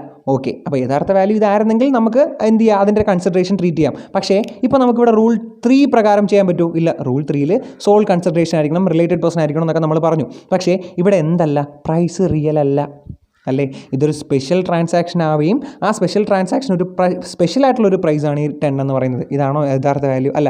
അപ്പോൾ നമുക്ക് റൂൾ 3 ആപ്ലിക്കബിൾ ആകാൻ പറ്റുമോ? ഇല്ല. അപ്പോൾ നമ്മൾ എന്ത് ചെയ്യണം? അടുത്ത റൂൾ 4 നോക്കണം. പറ്റിയില്ലെങ്കിൽ 5, 6, 7, 8, 9 ഒക്കെ നമ്മുടെ കയ്യിലുണ്ട്. അതൊക്കെ നമ്മൾ നോക്കണം. ഓക്കെ, നമുക്ക് നോക്കാം. അടുത്ത customs house found out that at or about the time of import of this gift consignment, ഇതൊരു ഗിഫ്റ്റ് കൺസൈൻമെൻ്റ് ആണെന്ന് അവർ മനസ്സിലാക്കുകയും ചെയ്തു. And there were following import of edible oil of Malaysia origin. അതായത് സംഭവം ഇവിടെ പറഞ്ഞിരിക്കുന്നതെന്ന് പറഞ്ഞാൽ നമ്മുടെ കസ്റ്റംസ് ഹൗസ് മനസ്സിലാക്കി ഇതൊരു സ്പെഷ്യൽ ട്രാൻസാക്ഷൻ ആണെന്നും ഇത് ഒരു ഗിഫ്റ്റ് കൺസൈൻമെൻറ്റ് പോലാണെന്നും ഒക്കെ അവർ മനസ്സിലാക്കി. എന്നിട്ട് അവർ താഴെ കുറച്ച് ഡീറ്റെയിൽസ് പറഞ്ഞിട്ടുണ്ട്. എന്താണെന്നറിയാമോ? മലേഷ്യയിൽ നിന്ന് തന്നെ നമ്മുടെ എഡിബിൾ ഓയിൽ എങ്ങോട്ടേക്കോ കയറ്റി അയച്ച, ചിലപ്പോൾ ഇന്ത്യയിലേക്ക് തന്നെ ആയിരിക്കും കയറ്റി അയച്ചതിൻ്റെ വേറെ കുറച്ച് ഡീറ്റെയിൽസ് പറഞ്ഞിട്ടുണ്ട്. അതായത് മലേഷ്യയിൽ നിന്നും 20 മെട്രിക് ടൺ കയറ്റി അയക്കുകയാണെങ്കിൽ അവരെത്ര എടുക്കും? ഒരു മെട്രിക് ടണ്ണ് $260 വെച്ച് ട്രീറ്റ് ചെയ്യും. അതായത് നമ്മുടെ CIF വാല്യൂ 260 ആയിട്ട് ട്രീറ്റ് ചെയ്യും. ഇനി 100 എണ്ണം ആണെങ്കിലോ 100 മെട്രിക് ടൺ എടുത്തു കഴിഞ്ഞാൽ അവർ 220 എടുക്കൂ. 500 ആണെങ്കിൽ 200, 900 ആണെങ്കിൽ എത്ര? 175, 400 ആണെങ്കിൽ 180, 780 ആണെങ്കിൽ 160. അതായത് എത്ര കൂടുതൽ നമ്മൾ എടുക്കുന്നോ അപ്പം അത്രയും നമ്മുടെ പ്രൈസ് കുറയും. അപ്പോൾ ഇവിടെ കുറേ വാല്യൂ തന്നിട്ടുണ്ട്. ഓക്കെ, അപ്പോൾ നമ്മളെടുത്ത് എത്രയാണ്? 800 ആണ്. 800 ഇതിൽ ഏതെങ്കിലും വരുന്നുണ്ടോ? 800 അടുത്തിരിക്കുന്ന 780 വരുന്നുണ്ട്. 780 എടുക്കുകയാണെങ്കിൽ 160 കിട്ടും. ഓക്കെ, അപ്പോൾ നമ്മൾ 750 അല്ല എടുത്ത, എത്ര? 800 എടുത്ത. പിന്നെ തന്നേക്കുന്ന 900 ആണ്, അതായത് 900 ആണെങ്കിൽ 175. ഓക്കെ, ഇവിടെ കറക്റ്റായിട്ട് 800 എടുക്കുകയാണെങ്കിൽ എത്ര പ്രൈസ് വരുമെന്ന് പറഞ്ഞാൽ നമുക്ക് അതങ്ങ് എടുക്കാമായിരുന്നു. പക്ഷേ ഇവിടെ 800 എടുക്കുകയാണെങ്കിൽ എത്ര പ്രൈസ് വരുമെന്ന് പറഞ്ഞിട്ടില്ല. ഇവിടെ 780 ഉണ്ട്, 900 ഉണ്ട്. അപ്പോൾ ഇതിൻ്റെ രണ്ടില്ലെങ്കിൽ ഇടയ്ക്കുള്ള ഏതെങ്കിലും ഒരു വാല്യൂ ആയിരിക്കും. ഓക്കെ അല്ലേ? അപ്പോൾ നമ്മൾ പറഞ്ഞായിരുന്നു, ഓർമ്മയുണ്ടോ? അതായത് 2 വാല്യൂ നമുക്ക് കിട്ടുകയാണെങ്കിൽ അതിൻ്റെ ലോവസ്റ്റ് എടുക്കുകയാണെന്ന്. 2 വാല്യൂ കിട്ടുകയാണെങ്കിൽ അതിൻ്റെ ലോവസ്റ്റ് എടുക്കാൻ നോക്കി. നമുക്ക് നമ്മുടെ പ്രൈസിനോട്, നമ്മുടെ ക്വാണ്ടിറ്റിയോട് അടുത്ത് നിൽക്കുന്ന വാല്യൂസ് ഏതൊക്കെയാണ്? 780 ഉണ്ട്, 900 ഉണ്ട്. 780 ഉണ്ട്, 900 ഉണ്ട്. അപ്പോൾ 900-നാണെങ്കിൽ 175ഉം 780-നാണെങ്കിൽ 160ഉം. ഇതിൽ ലോവസ്റ്റ് ഏതാണ്? ലോവസ്റ്റ് 160. അങ്ങനെയാണെങ്കിൽ നമുക്ക് 160 ട്രീറ്റ് ചെയ്യാം. ഓക്കെ അല്ലേടാ? അപ്പോൾ നമുക്ക് പ്രൈസ് കിട്ടി 160 എന്ന് പറയുന്നത്. അപ്പോൾ ഇത്രയേ ഉള്ളൂ എന്ത്? റൂൾ 3 എന്ന് പറയുന്നത്. മനസ്സിലായോ? സോറിടാ, റൂൾ 3 അല്ല, റൂൾ 4 എന്ന് പറയുന്നത്. എന്താ പറഞ്ഞിരിക്കുന്നത്? റൂൾ 3 പറ്റില്ലെങ്കിൽ റൂൾ 4, ഐഡൻറ്റിക്കൽ ഗുഡ്സ്. അതേ സാധനം ഇന്ത്യയിലേക്ക് കയറ്റി അയക്കുമ്പോൾ വേറെ ഏതെങ്കിലും ഒരാൾക്കാണ് അയക്കുന്നതെങ്കിൽ എത്ര രൂപയാവും എന്ന് നോക്കുക ഐഡൻറ്റിക്കൽ ഗുഡ്സിന്. ഇവിടെ നോക്കുമ്പോൾ കുറേ വില തന്നിട്ടുണ്ട്. ആ കുറേ വിലയിൽ നമ്മുടെ വിലയായിട്ട് അടുത്ത് നിൽക്കുന്ന വിലയാണെന്ന് നോക്കുക. അങ്ങനെ നോക്കിയപ്പോൾ നമുക്ക് 2 വില കിട്ടി. ആ 2 വിലയിൽ ഏറ്റവും ലോവസ്റ്റ് ഏതാണെന്ന് നോക്കുക. അത് നമുക്ക് കിട്ടി 160. അങ്ങനെയാണെങ്കിൽ 160 ആണ് എന്തെന്ന് പറയുന്നത്? നമ്മുടെ വാല്യൂ എന്ന് പറയുന്നത് CIF വാല്യൂ. അതിനകത്ത് ബാക്കി കാര്യങ്ങൾ ചേർത്താൽ മതി. അപ്പോൾ 160 എന്ന് പറഞ്ഞാൽ എന്താണ്? ഡോളേഴ്സാണ്. അപ്പോൾ അതിന് ഇന്ത്യൻ മണിയിലോട്ട് കൺവേർട്ട് ചെയ്യണ്ടേ? കൺവേർട്ട് ചെയ്യണം. ഇന്ത്യൻ മണിയിലോട്ട് കൺവേർട്ട് ചെയ്യുമ്പോൾ ഏത് ഡേറ്റിലെ വാല്യൂ എടുക്കണമെന്നൊക്കെ നമ്മൾ പഠിച്ചായിരുന്നു. ശരിയാ. എന്തൊക്കെയോ സർട്ടിഫിക്കറ്റ് കിട്ടുമ്പോഴോ ബിൽ ഓഫ് എൻട്രി കിട്ടുമ്പോഴോ അങ്ങനെ കുറച്ച് കാര്യങ്ങളൊക്കെ നമ്മൾ പഠിച്ചായിരുന്നു. അപ്പോൾ അതുമായിട്ട് റിലേറ്റ് ചെയ്യുന്ന ഡീറ്റെയിൽസ് വല്ലതും താഴെ തന്നിട്ടുണ്ടോ നമുക്ക് നോക്കാം. The rate of exchange on relevant date was ഒരു $63 63 രൂപ. അപ്പോൾ നേരിട്ട് തന്നിട്ടുണ്ട് ഒരു $63 63 രൂപയാണെന്ന്. ഓക്കെ, നമുക്ക് നോക്കാം. Basic custom duty 15 okay, there were no conventional duties. വേറെ ഡ്യൂട്ടീസും കാര്യങ്ങളൊന്നുമില്ല.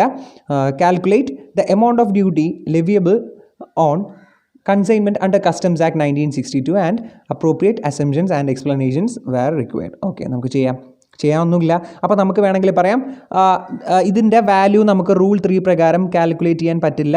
എന്തുകൊണ്ട്? റൂൾ 3 പ്രകാരം കാൽക്കുലേറ്റ് ചെയ്യണമെങ്കിൽ സോൾ കൺസിഡറേഷൻ ആയിരിക്കണം, ബയറും സെല്ലറും ആയിരിക്കണം, അങ്ങനെയുള്ള കാര്യങ്ങളൊക്കെ പറയാം. പക്ഷേ ഇവിടുത്തെ പ്രൈസ് എന്ന് പറയുന്നത് സോൾ കൺസിഡറേഷൻ ആണെങ്കിൽ പോലും അതൊരു റിയൽ വാല്യൂ അല്ല, ഇതൊരു സ്പെഷ്യൽ ട്രാൻസാക്ഷൻ ആയിട്ട് നമുക്ക് മനസ്സിലായി. അങ്ങനെയാണെങ്കിൽ റൂൾ 3 നമുക്ക് ആപ്ലിക്കബിൾ ചെയ്യാൻ പറ്റത്തില്ല. അതുകൊണ്ട് നമ്മൾ റൂൾ 4 യൂസ് ചെയ്യുന്നു. ഇനി റൂൾ 4നെ പറ്റിയിട്ട് എന്തെഴുതാം? റൂൾ 4 പറഞ്ഞിരിക്കുന്ന ഇന്ന കാര്യങ്ങളാണ്. ഐഡൻറ്റിക്കൽ ഗുഡ്സിൻ്റെ വില നമുക്ക് ട്രീറ്റ് ചെയ്യാം. അപ്പോൾ നമ്മളിവിടെ നോക്കിയപ്പോൾ നമുക്ക് ഐഡൻറ്റിക്കൽ ഗുഡ്സ് ഉണ്ട്. നമ്മളിവിടെ എടുക്കുന്ന 800 മെട്രിക് ടണ്ണാണ്. അപ്പോൾ 800 മെട്രിക് ടണ്ണോട് അടുത്ത് നിൽക്കുന്ന ഐഡൻറ്റിക്കൽ അതേ ലോട്ടിൻ്റെ പ്രൈസ് നമ്മൾ നോക്കിയപ്പോൾ നമുക്ക് 780-ന് 160 കിട്ടുകയും അതുപോലെ 900-ന് 175 കിട്ടുകയും ചെയ്തു. അതുകൊണ്ട് നമ്മൾ ഇതിലെ ലോവസ്റ്റ് ആയിട്ടുള്ള 160 ട്രീറ്റ് ചെയ്തെന്ന് പറയുക. ഓക്കെ അല്ലേ? അങ്ങനെയാണെങ്കിൽ CIF value is equal to 800 metric ton into 160 into $1 price ആയിട്ടുള്ള 63. അതാണ് നമ്മുടെ അസസബിൾ വാല്യൂ. എത്ര? 80,64,000 rupees. 15% basic custom duty add ചെയ്യാൻ പറഞ്ഞു. 15% ബേസിക് കസ്റ്റം ഡ്യൂട്ടി ആഡ് ചെയ്യുക. ബേസിക് കസ്റ്റം ഡ്യൂട്ടി ആഡ് ചെയ്താൽ അവൻ്റെ ലൈനാണ് ആര്? Social welfare surcharge. അതിന് ഒരു 10% ആഡ് ചെയ്തു. കഴിഞ്ഞപ്പോൾ നമുക്ക് എന്ത് കിട്ടി? കസ്റ്റം ഡ്യൂട്ടി പേയബിൾ എത്രയാണെന്ന് കിട്ടി. ഓക്കെ അല്ലേ? എന്നിട്ട് താഴെ നോട്ട് എഴുതിയിട്ടുണ്ട്. അവർ മോർ ദാൻ 2 ഉണ്ടായിട്ട് ലോവസ്റ്റ് നമ്മൾ സെലക്ട് ചെയ്തെന്ന്. ഓക്കെ അല്ലേടാ? പ്രശ്നമില്ലല്ലോ, സിമ്പിൾ കാര്യമല്ലേ? റൂൾ 4 മനസ്സിലായോ? ഇനി റൂൾ 4ൻ്റെ ഒരു ക്വസ്റ്റ്യനും കൂടെ കിടപ്പുണ്ട് ഇപ്പുറത്ത്. ഒന്നുമില്ല, ചുമ്മാ നമ്മളെ പറ്റിക്കാൻ വേണ്ടിയിട്ട് ഒരു ഒരു ഒരു ഒരു ഒരു ചൈന ക്വസ്റ്റ്യൻ. ചൈനയുടെ കാര്യം, ചൈനയ്ക്ക് 6 മാസമാണ് ഗ്യാരണ്ടി അല്ലേ? മണ്ടത്തരങ്ങളായിരിക്കാൻ സാധ്യതയുണ്ട്. ഇവിടെയും ചൈനയ്ക്ക് 6 മാസമുള്ള ഗ്യാരണ്ടി ഉള്ളൊരു ക്വസ്റ്റ്യനാണ്. നമ്മളെ ചുമ്മാ ഇട്ടങ്ങ് ട്രിക്ക് ചെയ്യും. നമ്മൾ അങ്ങോട്ടും ഇങ്ങോട്ടും കുറേ കാര്യങ്ങളൊക്കെ ആലോചിക്കും. ഇതിൻ്റെ ആൻസർ വളരെ സിമ്പിളാണ്, നമുക്ക് നോക്കാം. Example 8. Gujarat Dry Fruits Limited imported dry fruits and declared the value as under. Dry fruits import ചെയ്തു, വാല്യൂസ് താഴെ പറഞ്ഞിട്ടുണ്ട്. ഇമ്പോർട്ട് ചെയ്യുന്നത് November 2017 November 250 150. Okay. Declared value per metric ton 25,000. Okay. Egypt നമ്മൾ ഈജിപ്തിൽ നിന്നാണ് എന്ത് ചെയ്യുന്നത്? ഗുജറാത്ത് ഡ്രൈ ഫ്രൂട്ട്സ് അവരെ സാധനം ഇങ്ങോട്ട് ഇമ്പോർട്ട് ചെയ്യുന്നത്. ഓക്കെ. അപ്പോൾ നമ്മൾ ഈജിപ്തിൽ ചെന്നു, ഈജിപ്തിൽ നിന്ന് കുറേ ഡ്രൈ ഫ്രൂട്ട്സ് വാങ്ങിച്ചു. നവംബർ 2017 250 ലോട്ടും മേടിച്ചു, 250 മെട്രിക് ടണ്ണ് മേടിച്ചു, 150 മെട്രിക് ടണ്ണ് മേടിച്ചു. 25,000 രൂപ വെച്ചിട്ടാണ് ഈജിപ്തിൽ നിന്നാണ് കൊണ്ടുവരുന്നത്. ഓക്കെ. അപ്പോൾ നമുക്ക് അതിൻ്റെ വാല്യൂ എങ്ങനെ കാൽക്കുലേറ്റ് ചെയ്യാം? നമ്മൾ ആദ്യമേ റൂൾ 3 നോക്കും. 3 നോക്കുമ്പോൾ റിലേറ്റഡ് പേഴ്സൺ അങ്ങനെയുള്ള കാര്യങ്ങളൊക്കെ നോക്കിയപ്പോൾ നമുക്ക് സാറ്റിസ്ഫൈഡ് ആയില്ല. അങ്ങനെയാണെങ്കിൽ നമ്മൾ നോർമലി എന്തും റൂൾ 4 നോക്കും. നമുക്ക് നോക്കാം, ഇവിടെ സീനാണോ നമുക്ക് നോക്കാം. Okay. It is found that the import were also made by some other dealers in. അതേ നമ്മുടെ വേറെ കുറച്ച് ഡീലേഴ്സ് ഇന്ത്യയിലുള്ള നമ്മുടെ ഈ ഗുജറാത്ത് ഡ്രൈ ഫ്രൂട്ട്സ് അല്ലാതെ വേറെ കുറച്ച് ഡീലേഴ്സും കുറച്ച് സാധനങ്ങൾ പുറത്തുനിന്ന് മേടിച്ചിട്ടുണ്ട്, ഡ്രൈ ഫ്രൂട്ട്സ് മേടിച്ചിട്ടുണ്ട്. അതിൻ്റെ ഡീറ്റെയിൽസ് ഇവിടെ തന്നിട്ടുണ്ട്. ഓക്കെ. അപ്പോൾ റൂൾ 4 പ്രകാരം നോക്കുകയാണെങ്കിൽ നമുക്ക് വേറെ ഡീലേഴ്സ് തന്നിരിക്കുന്ന വാല്യൂ നമുക്ക് ട്രീറ്റ് ചെയ്യാം. ഐഡൻറ്റിക്കൽ പ്രോഡക്റ്റ് ആണെങ്കിൽ അത് തന്നിരിക്കുന്ന വാല്യൂ നമുക്ക് ട്രീറ്റ് ചെയ്യാം. പക്ഷേ അത് ഗുജറാത്തിൽ നിന്നല്ല, ഈജിപ്തിൽ നിന്ന് തന്നെ ആയിരിക്കണം അല്ലേ? ഈജിപ്റ്റാണ് നമ്മുടെ ഒറിജിൻ എന്ന് പറയുന്നത്. അങ്ങനെയാണെങ്കിൽ ഈജിപ്തിൽ നിന്ന് തന്നെ മേടിക്കണം, അതേ സമയത്ത് തന്നെ ആയിരിക്കണം. കുറച്ച് കണ്ടീഷൻ നമ്മൾ പഠിച്ചു, ആ കാര്യങ്ങളൊക്കെ സാറ്റിസ്ഫൈ ആയിരിക്കണം. നമുക്ക് നോക്കാം. സെപ്റ്റംബർ 2017 മേടിച്ചു. ഓക്കെ. നവംബർ സെപ്റ്റംബർ അടുത്തടുത്താണ്, പ്രശ്നമില്ല. ഇവിടെ ഒക്ടോബർ മേടിച്ചു, അവിടെ അടുത്തടുത്താണ്. അപ്പോൾ സമയത്തിൻ്റെ പ്രശ്നമില്ല. 50 ലോട്ട് 20 ലോട്ട് എന്നാലും സീനില്ല. നമുക്ക് നോക്കാം. അതിൻ്റെ വാല്യൂ 35,000 40,000. ഓക്കെ. അപ്പോൾ ഇതിൽ ഏതെങ്കിലും ഒരു വാല്യൂ ആണ് നമ്മൾ ട്രീറ്റ് ചെയ്യേണ്ടത്. പക്ഷേ സാധനം കൊണ്ടുവന്നിരിക്കുന്നത് ദുബായിൽ നിന്നും പേർഷ്യയിൽ നിന്നുമാണ്. പേർഷ്യ എന്ന് പറഞ്ഞാൽ നമ്മുടെ ഇപ്പോൾ ഇറാഖ്. ഓക്കെ. അപ്പോൾ ദുബായിൽ നിന്നും പേർഷ്യയിൽ നിന്നുമാണ് കൊണ്ടുവരുന്നത്. അപ്പോൾ ദുബായിൽ നിന്നും പേർഷ്യയിൽ നിന്നാണെങ്കിൽ പറ്റൂല. നമ്മൾ കണ്ടീഷൻ എന്താണ് പറഞ്ഞിരിക്കുന്നത്? അത് നമ്മളെവിടെ നിന്നാണോ വാങ്ങിയത് അതേ സ്ഥലത്ത് നിന്ന് തന്നെ ആയിരിക്കണം ഐഡൻറ്റിക്കൽ പ്രോഡക്റ്റും വന്നിരിക്കുന്നത്. അപ്പോൾ ഇതെവിടെയാണ്? യൂറോപ്പിൽ നിന്നുമാണ് നമ്മൾ വാങ്ങിയിരിക്കുന്നത്. ഇവിടെ ദുബായിൽ നിന്നും ഇറാഖിൽ നിന്നും ആണെങ്കിൽ നമുക്ക് പറ്റൂല. ചോദിച്ചിരിക്കുന്ന ക്വസ്റ്റ്യൻ എന്തുവാ? The custom department has sought to assess the import made by Gujarat Fruits Limited as contemporaneous import under section 14 read with rule 4 of customs valuation rule 2017. Briefly explain whether the action proposed by department is right. അതായത് നമ്മുടെ custom department പറഞ്ഞു rule 14 നമ്മുടെ കസ്റ്റംസിൻ്റെ section 14 അതുപോലെ rule 4 പ്രകാരം ഇത് value ചെയ്യാൻ. അപ്പോൾ നമുക്ക് ക്ലിയർ ആയിട്ട് പറയാൻ പറ്റും, റൂൾ 4 പ്രകാരം വാല്യൂ ചെയ്യണമെങ്കിൽ നമ്മൾ മേടിക്കുന്ന ഗുഡ്സിൻ്റെ അതേപോലുള്ള ഐഡൻറ്റിക്കൽ ഗുഡ്സ് നമ്മൾ ഏത് സ്ഥലത്തു നിന്നാണോ ഇമ്പോർട്ട് ചെയ്തത് അതേ സ്ഥലത്തു നിന്ന് തന്നെ ആയിരിക്കണം കൊണ്ടുവന്നിരിക്കുന്നത്. പക്ഷേ ഇവിടെ അതേ സ്ഥലത്തു നിന്നല്ല, അങ്ങനെയാണെങ്കിൽ പറ്റൂല. അതാണ് അവിടെ എഴുതി വെച്ചിരിക്കുന്നത്. ഗുഡ്സ് എന്ന് പറയുന്നത് ഐഡൻറ്റിക്കലാണ് ഒള്ളി എപ്പോഴും ആ ഗുഡ്സ് സെയിം കൺട്രിയിൽ നിന്നായിരിക്കണം കൊണ്ടുവന്നിരിക്കുന്നത്. ഇത് സെയിം കൺട്രിയിൽ നിന്നല്ല, നമ്മൾ കൊണ്ടുവന്നത് ഈജിപ്തിൽ നിന്നും ഈ സാധനം വന്നിരിക്കുന്നത് ദുബായിൽ നിന്നും പേർഷ്യയിൽ നിന്നും ആണെങ്കിൽ ഈ ഒരു ആക്ഷൻ കറക്റ്റ് അല്ല എന്ന് നമുക്ക് പറയാൻ പറ്റും. ഇതാണ് എന്തെന്ന് പറയുന്നത് റൂൾ 3 എന്ന് പറയുന്നത്. ഇനി സിമ്പിൾ കാര്യമാണ്. റൂൾ 3 അല്ല, സോറി, റൂൾ 4. അപ്പോൾ ഇനി നമുക്ക് അടുത്ത് നോക്കാം. റൂൾ 5 എന്താ പറഞ്ഞിരിക്കുന്നത്? Similar goods. ഒരു വ്യത്യാസമില്ല, നമ്മൾ നേരത്തെ പഠിച്ച സെയിം കാര്യം. അത് ഐഡൻറ്റിക്കൽ ഗുഡ്സ് ആണെങ്കിൽ ഇത് സിമിലർ ഗുഡ്സ്, ഐഡൻറ്റിക്കൽ ഗുഡ്സ് എന്ന് പറഞ്ഞാൽ സെയിം സാധനം തന്നെ, ചെറിയ കളർ മാറ്റമോ ചെറിയ വ്യത്യാസങ്ങൾ. സിമിലർ ഗുഡ്സ് എന്ന് പറഞ്ഞാൽ അതേ സെയിം സാധനമല്ല, വേറെ കമ്പനിയുടെ ആയിരിക്കാം, വേറെ പ്രോഡക്റ്റ് ആയിരിക്കാം, പക്ഷേ സെയിം യൂട്ടിലിറ്റി, സെയിം സാധനങ്ങളൊക്കെ, ക്യാരക്ടറിസ്റ്റിക്സ് ഒക്കെ ഏകദേശം സെയിം ആയിരിക്കും. ഓക്കെ അല്ലേ? നമുക്ക് നോക്കാം. റൂൾ 5 പറഞ്ഞിരിക്കുന്നത് എന്താണ്?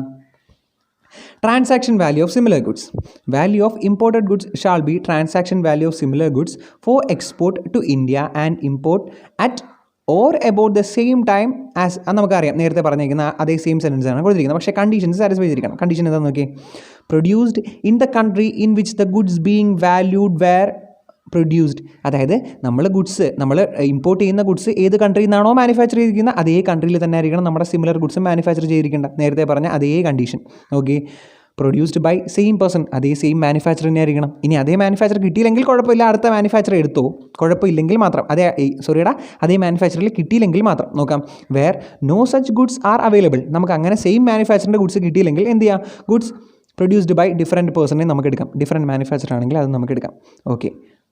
But shall not include exported goods where engineering, development work, ag work, അടുത്ത designing work, plan sketch, undertaken, reduce the price on sales. അതായത് നമ്മൾ കൊണ്ടുവരുന്ന സാധനത്തിന്, അതായത് നമ്മൾ ഐഡൻറ്റിക്കൽ ഗുഡ്സ് ആയിട്ട് എടുക്കുന്ന സാധനത്തിൻ്റെ നമ്മൾ എന്തെങ്കിലും റീ എഞ്ചിനീയറിംഗ് ചെയ്തിട്ടുണ്ട്. നമ്മൾ പറഞ്ഞ എക്സാമ്പിൾ ആണെങ്കിൽ നമ്മൾ ഐഫോണിനകത്ത് എന്ത് ചെയ്തു, നമ്മുടെ ചാനലിൻ്റെ ലോഗോ എന്ത് ചെയ്തു, അവരെടുത്ത് ഡിസൈൻ ചെയ്ത് തരാൻ പറഞ്ഞു. അങ്ങനെയാണെങ്കിൽ തന്നപ്പോൾ എന്ത് ചെയ്തു, വില കൂടി. അപ്പോൾ ഐഡൻറ്റിക്കൽ ഗുഡ്സ് ആയിട്ട് അതെടുക്കാൻ പറ്റുമോ? ഇല്ല, അതെടുക്കാൻ പറ്റില്ല. ഇനി വേറെ എന്തെങ്കിലും കാരണം നമ്മുടെ വില കുറഞ്ഞു, അങ്ങനെയാണെങ്കിൽ ഐഡൻറ്റിക്കൽ ഗുഡ്സ് ആയിട്ട് ആ സാധനം എടുക്കാൻ പറ്റുമോ? ഇല്ല. ഇനി നമ്മൾ ഇമ്പോർട്ട് ചെയ്യുന്ന സാധനത്തിനും ഇതേപോലുള്ള റീ എഞ്ചിനീയറിംഗ് ഒക്കെ നമ്മൾ നടത്തിയിട്ടുണ്ടെങ്കിലോ അപ്പോഴും എടുക്കാൻ പറ്റില്ല. വില എന്ന് പറയുന്നത് വേറെ ആയിരിക്കും. ഓക്കെ അല്ലേടാ, സിമ്പിളായിട്ടുള്ള കാര്യമല്ലേ, നേരത്തെ പറഞ്ഞ അതേ സെയിം കാര്യം. അതിന് എന്ത് ചെയ്യുക, ഇവിടെ ഐഡൻറ്റിക്കൽ ഗുഡ്സിൻ്റെയും നമ്മുടെ സിമിലർ ഗുഡ്സിൻ്റെയും അത് തമ്മിൽ എന്താണെന്ന് ഡിഫറൻസ് ഇവിടെ തന്നിട്ടുണ്ട്.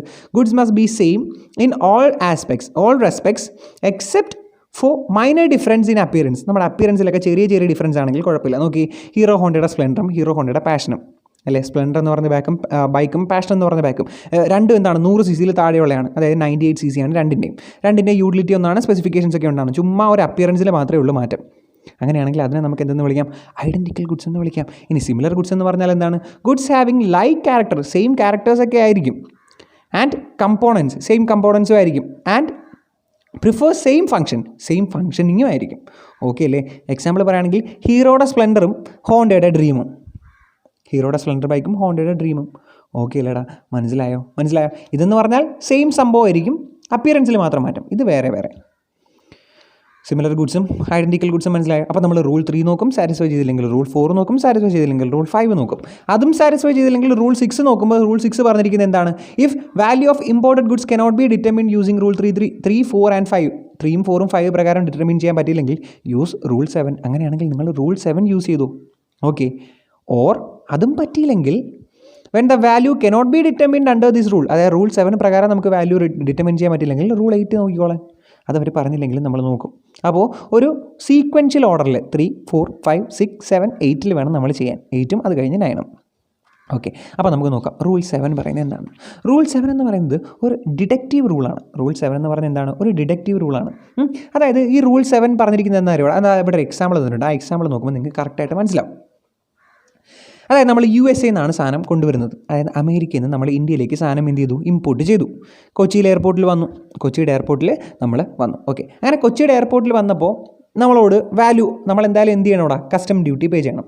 അപ്പോൾ കസ്റ്റം ഡ്യൂട്ടി പേ ചെയ്യാൻ വേണ്ടിയിട്ട് നമ്മൾ വാല്യൂ ഡിറ്റർമിൻ ചെയ്യാൻ വേണ്ടിയിട്ട് റൂൾ 3 നോക്കിയപ്പോൾ പറ്റിയില്ല, റൂൾ 4ഉം 5ഉം നോക്കിയപ്പോൾ ഒന്നും പറ്റിയില്ല. അപ്പോൾ റൂൾ 6 ചെന്നപ്പോൾ അവർ പറഞ്ഞു 7, 8 നോക്കാൻ. അപ്പോൾ നമ്മൾ ആദ്യമേ 7 ചെന്നു. അപ്പോൾ 7 ചെന്നപ്പോൾ 7 പറഞ്ഞിരിക്കുന്ന കാര്യം പ്രകാരമാണ് നമ്മൾ എന്ത് ചെയ്യാൻ പോണത്, കസ്റ്റം ഡ്യൂട്ടി പേ ചെയ്യാൻ പോണത്. ഓക്കെ. 7 പറയുന്നത് എന്താണെന്ന് അറിയൂടാ, നിങ്ങളൊരു കാര്യം ചെയ്യും, ഇവിടെ വന്ന് നമ്മൾ കൊച്ചിയിൽ എയർപോർട്ടിൽ വന്നു. അത് കഴിഞ്ഞ് നമ്മൾ ആ സാധനം കൊച്ചിയിൽ നിന്ന് നേരെ കൊല്ലത്ത് കൊണ്ടുപോയിട്ട് കൊല്ലത്താണ് സെയിൽ ചെയ്യുന്നത്. നമ്മുടെ സ്ഥലം എവിടെയാണ്? കൊല്ലമാണ്. അപ്പോൾ നമ്മൾ കൊല്ലത്താണ് ഈ സാധനങ്ങൾ സെയിൽ ചെയ്യുന്നത്. ഓക്കെ. അപ്പോൾ കൊച്ചിയിൽ നിന്ന് കൊല്ലം വരെ പോകാൻ വേണ്ടിയിട്ട് നമുക്ക് ട്രാൻസ്പോർട്ടേഷൻ ചാർജ് ആവും, കുറച്ച് ഇൻഷുറൻസ് ഉണ്ടെങ്കിൽ അതാവും, ലോഡിങ് അൺലോഡിങ് ചാർജ് ഉണ്ട്. അത് സെയിൽ ചെയ്തപ്പോൾ സെയിൽസ് കമ്മീഷൻ കൊടുത്തു. അതുപോലെ നമ്മൾ സെയിൽ ചെയ്യുന്ന സമയത്ത് ചെറിയ ഡ്യൂട്ടീസോ ടാക്സസോ എന്തെങ്കിലും ഉണ്ടെങ്കിൽ അതും പേ ചെയ്യേണ്ടി വരുന്നു. ഓക്കെ അല്ലേ. അപ്പോൾ ഇത് ഇത്രയും നമ്മൾ എന്ത് ചെയ്യും, ഈ കോസ്റ്റിനോടൊപ്പം വീണ്ടും ആഡ് ചെയ്യും. അതിനുശേഷമായിരിക്കും നമ്മൾ സെയിൽ ചെയ്യുന്നത് അല്ലേ. അപ്പോൾ ഈ കോസ്റ്റിനെല്ലാം നമുക്ക് എന്ത് ചെയ്യാം, പോസ്റ്റ് ഇമ്പോർട്ടേഷൻ കോസ്റ്റ് എന്ന് വിളിക്കാം അല്ലേ. നമ്മൾ ഈ കൊച്ചിയിൽ കൊണ്ടുവന്ന് ഇമ്പോർട്ട് ചെയ്ത് കഴിഞ്ഞതിന് ശേഷമുള്ള കുറച്ച് ചിലവ്, നമ്മുടെ കൊല്ലം വരെ കൊണ്ടുപോകാനുള്ള ട്രാൻസ്പോർട്ടേഷൻ, അവിടെ വരെ കൊണ്ടുപോകാൻ വേണ്ടിയിട്ട് പ്രശ്നമൊന്നും ഉണ്ടായിരിക്കാൻ വേണ്ടി ഇൻഷുറൻസ്, ലോഡിങ് അൺലോഡിങ് ചാർജസ്, അത് സെയിൽ ചെയ്തപ്പോൾ സെയിൽസ് കമ്മീഷനും കുറച്ച് ഡ്യൂട്ടീസും ടാക്സസും ഒക്കെ പേ ചെയ്യേണ്ടി വരുന്നു. അപ്പോൾ ഈ കാര്യങ്ങളൊക്കെ നമുക്ക് എന്തെന്ന് വിളിക്കാം, പോസ്റ്റ് ഇമ്പോർട്ടേഷൻ കോസ്റ്റ് എന്ന് വിളിക്കാം. ഓക്കെ. അപ്പോൾ ഈ റൂൾ 7 പറയുന്നത്, നിങ്ങൾ ഈ സാധനം വിൽക്കുമ്പോൾ ഒരു പ്രൈസ് ഇല്ലേ, നമ്മൾ ഈ സാധനം കൊല്ലത്ത് കൊണ്ടുപോയിട്ട് വിൽക്കുന്നത് 1000 രൂപയ്ക്കാണ്. ആ 1000 രൂപയിൽ നിന്ന്, സെയിൽസ് വാല്യൂവിൽ നിന്ന് നിങ്ങളുടെ പോസ്റ്റ് ഇമ്പോർട്ടേഷൻ കോസ്റ്റുകളെല്ലാം നിങ്ങൾ കുറച്ച് കളയേ. അതാണ് നിങ്ങളുടെ അസസബിൾ വാല്യൂ എന്ന് പറയുന്നത്. മനസ്സിലായോ? അതായത് സെയിൽസ് വാല്യൂവിൽ നിന്ന്, ഇത് ഡിഡക്റ്റീവ് വാല്യൂ അല്ലടാ, ഡിഡക്റ്റീവ് മെത്തേഡാണ്. അപ്പോൾ എന്തിൽ നിന്നോ എന്തോ ഡിഡക്റ്റ് ചെയ്യുന്ന മെത്തേഡാണ്. എന്തിൽ നിന്നാന്ന് പറഞ്ഞാൽ നമ്മൾ എത്രയാണോ സെയിൽ ചെയ്യുന്നത് ആ സെയിൽ വാല്യൂവിൽ നിന്ന് മൈനസ് പോസ്റ്റ് ഇമ്പോർട്ടേഷൻ കോസ്റ്റ്, നമ്മളിപ്പോൾ പറഞ്ഞ transportation, insurance, loading unloading, sales commission, duties and taxes എന്തെങ്കിലും ഉണ്ടെങ്കിൽ അത് കുറച്ച് കളയുമ്പോൾ കിട്ടുന്നതിനാണെന്ന് പറയുന്നത് അസസബിൾ വാല്യൂ എന്ന് പറയുന്നത്. ഓക്കെ അല്ലേടാ. അപ്പോൾ ഒരു ഡൗട്ട് നമുക്ക് വരും. എന്താണെന്ന് നോക്കി, ഈ സാധനം USA നിന്ന് കൊച്ചി വരെ വന്നു. കൊച്ചിയിൽ വെച്ചാണ് നമ്മൾ എന്ത് ചെയ്യേണ്ടത്, ഇമ്പോർട്ട് ഡ്യൂട്ടി പേ ചെയ്യേണ്ടത്. അപ്പോൾ ഇവിടെ ഇമ്പോർട്ട് ഡ്യൂട്ടി പേ ചെയ്യേണ്ട, നിങ്ങൾ കൊണ്ടത് വിറ്റിട്ട് കിട്ടുന്ന വാല്യൂ ഇതിൽ നിന്ന് ഈ സാധനങ്ങളെല്ലാം കുറച്ചിട്ട് നിങ്ങൾ ടാക്സ് പേ ചെയ്താൽ മതി എന്ന് പറയുകയാണെങ്കിൽ, ഇവിടുന്ന് സാധനം കൊണ്ടുപോയി കഴിഞ്ഞാൽ ആരെങ്കിലും പിന്നെ വരുമോ വന്ന് ഇമ്പോർട്ട് ഡ്യൂട്ടി പേ ചെയ്യാൻ വേണ്ടിയിട്ട്? വരില്ല. അപ്പോൾ എന്താ ചെയ്യുന്നത് അറിയുമോ, ഇവിടെ നമ്മൾ കൊച്ചിയിൽ വെച്ച് പ്രൊവിഷണൽ ബേസിൽ ടാക്സ് പേ ചെയ്യണം. പ്രൊവിഷണൽ ബേസിസിൽ എന്ത് ചെയ്യണം, ടാക്സ് പേ ചെയ്യണം. ഇപ്പോൾ അവർ സിമ്പിളായിട്ട് കാൽക്കുലേറ്റ് ചെയ്തിട്ട് അങ്ങോട്ടും ഇങ്ങോട്ടും കുറേ ഊഹക്കണക്കും കാര്യങ്ങളൊക്കെ നോക്കിയിട്ട് അവർ പറയും ഓക്കെ ഇത്ര രൂപ നിങ്ങൾ എന്ത് ചെയ്യണം, പ്രൊവിഷണൽ ബേസിൽ ടാക്സ് പേ ചെയ്യണം. അപ്പോൾ അവർ പറയുന്ന ബേസിൽ നമ്മളിപ്പോൾ ഒരു 500 രൂപ ടാക്സ് പേ ചെയ്തു, 500 രൂപ എന്ത് ടാക്സ് പേ ചെയ്തു. അങ്ങനെയാണെങ്കിൽ ലാസ്റ്റ് വന്ന് നമ്മൾ ഇതൊക്കെ സെയിലൊക്കെ ചെയ്ത് കഴിഞ്ഞ് റൂൾ 7 പ്രകാരം ഈ കോസ്റ്റുകളെല്ലാം കുറച്ച് കളഞ്ഞിട്ട് നമ്മൾ നോക്കും. നമ്മുടെ ടാക്സ് എന്ന് പറയുന്നത് ആക്ച്വലി വരാൻ പോണം 400 അങ്ങനെയാണെങ്കിൽ 100 രൂപ റീഫണ്ട് വരും. അല്ല ആക്ച്വലി വരാൻ പോണം 600 രൂപയാണെങ്കിൽ 100 രൂപ നമ്മൾ വീണ്ടും പേ ചെയ്യേണ്ടി വരും. മനസ്സിലായി? ഇതാണ് പ്രൊവിഷണൽ ബേസിൽ ടാക്സ് ചെയ്യേണ്ടി വരിക. ഓക്കെ അല്ലേടാ, മനസ്സിലായോ? അപ്പോൾ ഇവിടെ നമ്മളൊരു കോൺട്രാക്റ്റൊക്കെ ഒപ്പിടും, സെയിലൊക്കെ കഴിഞ്ഞിട്ട് ഞങ്ങൾ വന്ന് ഈ സാധനങ്ങളെല്ലാം ക്ലിയർ ചെയ്തുകൊണ്ട് പൊക്കോളാന്ന്. മനസ്സിലായോ? ഇതാണ് റൂൾ 7 പറയുന്നത്. റൂൾ 7 എന്ന് പറഞ്ഞാൽ ഡിഡക്റ്റീവ് മെത്തേഡാണ്. അതായത് റൂൾ 3, 4, 5, 6 പറ്റിയില്ലെങ്കിൽ നമ്മൾ റൂൾ 7ലേക്ക് വരിക. റൂൾ 7 പറയുന്നത് ഗുഡ്സ് ഇവിടെ ഇമ്പോർട്ട് ചെയ്ത് കഴിഞ്ഞാൽ നിങ്ങൾ പ്രൊവിഷണൽ ബേസിൽ ടാക്സ് അടച്ചോ, അതിനുശേഷം പോയത് സെയിൽ ചെയ്തോ, സെയിൽ ചെയ്ത് കഴിഞ്ഞിട്ട് ആ സെയിൽ വാല്യൂവിൽ നിന്ന് എന്ത് പോസ്റ്റ് ഇമ്പോർട്ടേഷൻ കോസ്റ്റുകളായിട്ടുള്ള transportation, loading unloading, sales commission, duties and taxes എന്തെങ്കിലും ഉണ്ടെങ്കിൽ അതൊക്കെ കുറച്ച് കളഞ്ഞിട്ട് വരുന്ന വാല്യൂവിനെ അസസബിൾ വാല്യൂ ആയിട്ട് ട്രീറ്റ് ചെയ്യും. ആ അസസബിൾ വാല്യൂവിൻ്റെ പുറത്ത് കസ്റ്റം ഡ്യൂട്ടിയും നമ്മുടെ basic custom duty, social welfare surcharge, വേറെ എന്തെങ്കിലും ചാർജസ് ഉണ്ടെങ്കിൽ അതെല്ലാം ഈടാക്കുകയും എന്നിട്ട് വന്നിട്ട് ആ പ്രൊവിഷണൽ ബേസും നമ്മുടെ ഈ ഒറിജിനൽ വാല്യൂവും തമ്മിൽ കമ്പയർ ചെയ്തിട്ട് അഡീഷണൽ വല്ലതും ഉണ്ടെങ്കിൽ പേ ചെയ്യുക, അല്ലെങ്കിൽ ഡിഡക്റ്റ് ചെയ്യാനാണ് കുറവാണെങ്കിൽ എന്ത് ചെയ്യുക, നമുക്ക് ബാക്കി റീഫണ്ട് എടുക്കാനും പറ്റും. അതാണ് എന്ത് പറയുന്നത്, റൂൾ 7 പറയുന്നത്. ഓക്കെ അല്ലേ?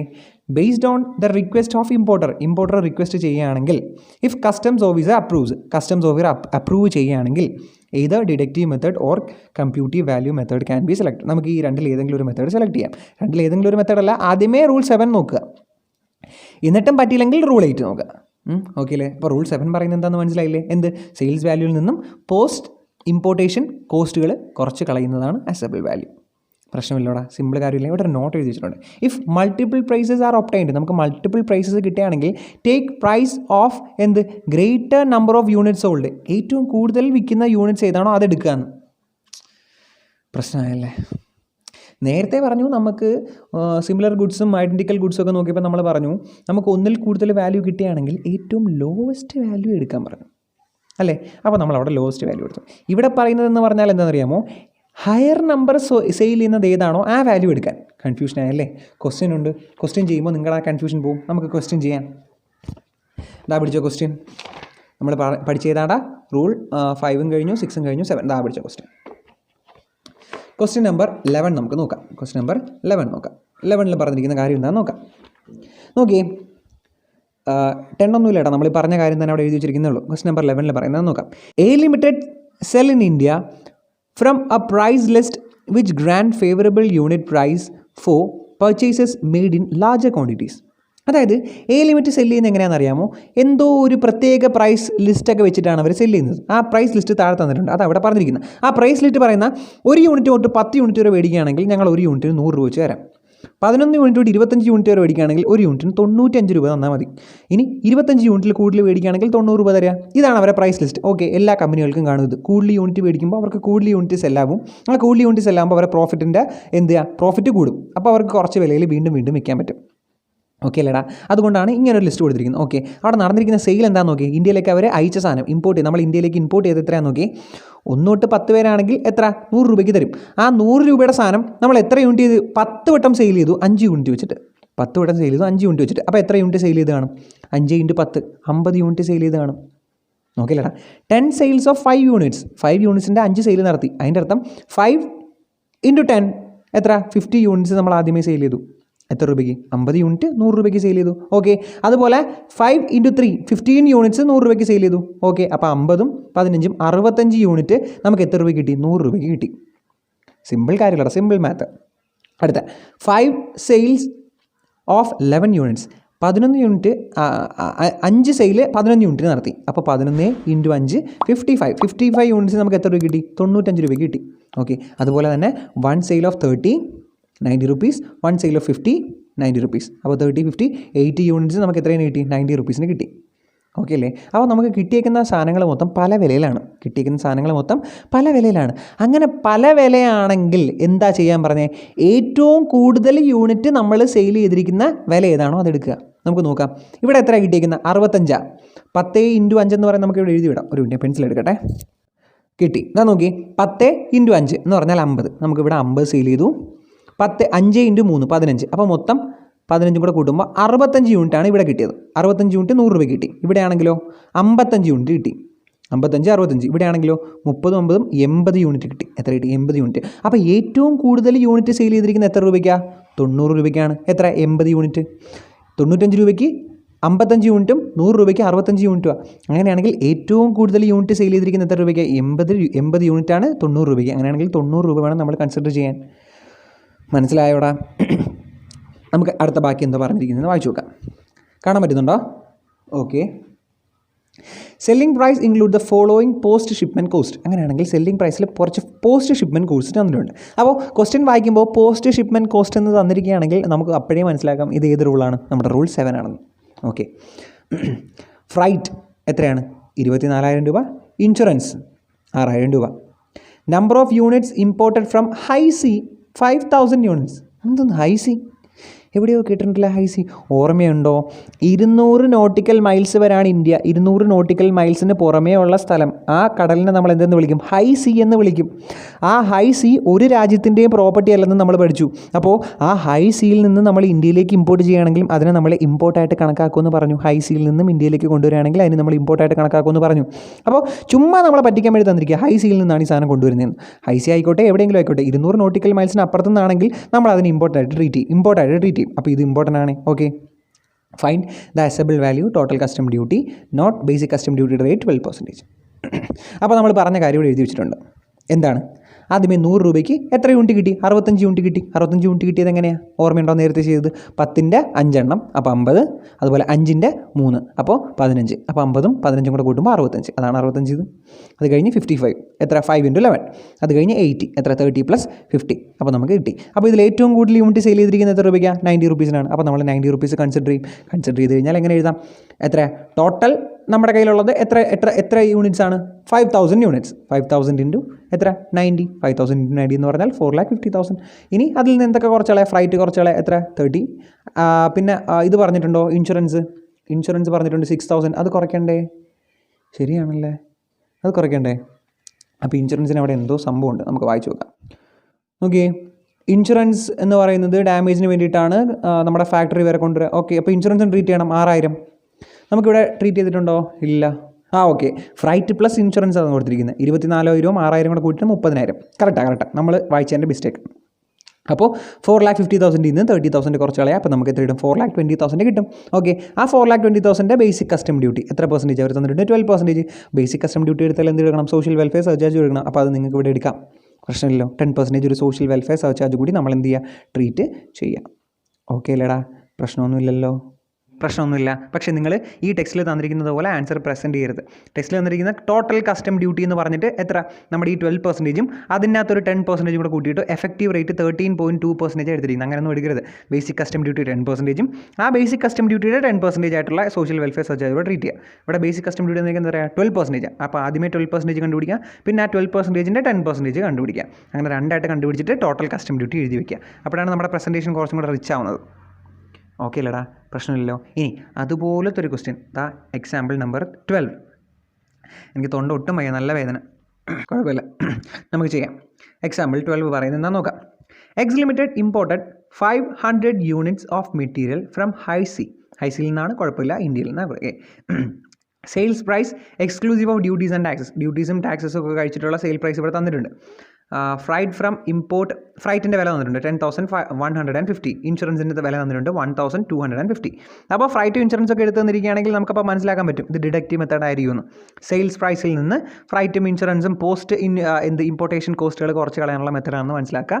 നമുക്ക് നോക്കാം. ക്വാണ്ടിറ്റി 40 യൂണിറ്റ്സ് 100 രൂപയ്ക്ക്, 300 യൂണിറ്റ്സ് 90 രൂപയ്ക്ക്, 150 units 100 rupees, 500 units 95, 250 105, 350 90 rupees, 500 100 rupees. അപ്പോൾ നമ്മൾ ചെയ്യേണ്ടത് നോക്കടാ, ഇവിടെ 100 യൂണിറ്റ്സ് 100 രൂപയ്ക്ക് വിൽക്കുന്ന 2 വില തന്നിട്ടുണ്ട്. 2 അല്ലേ? 1, 2, 3. ഇത് മൊത്തം കൂടെ ആഡ് ചെയ്യാം. എത്ര?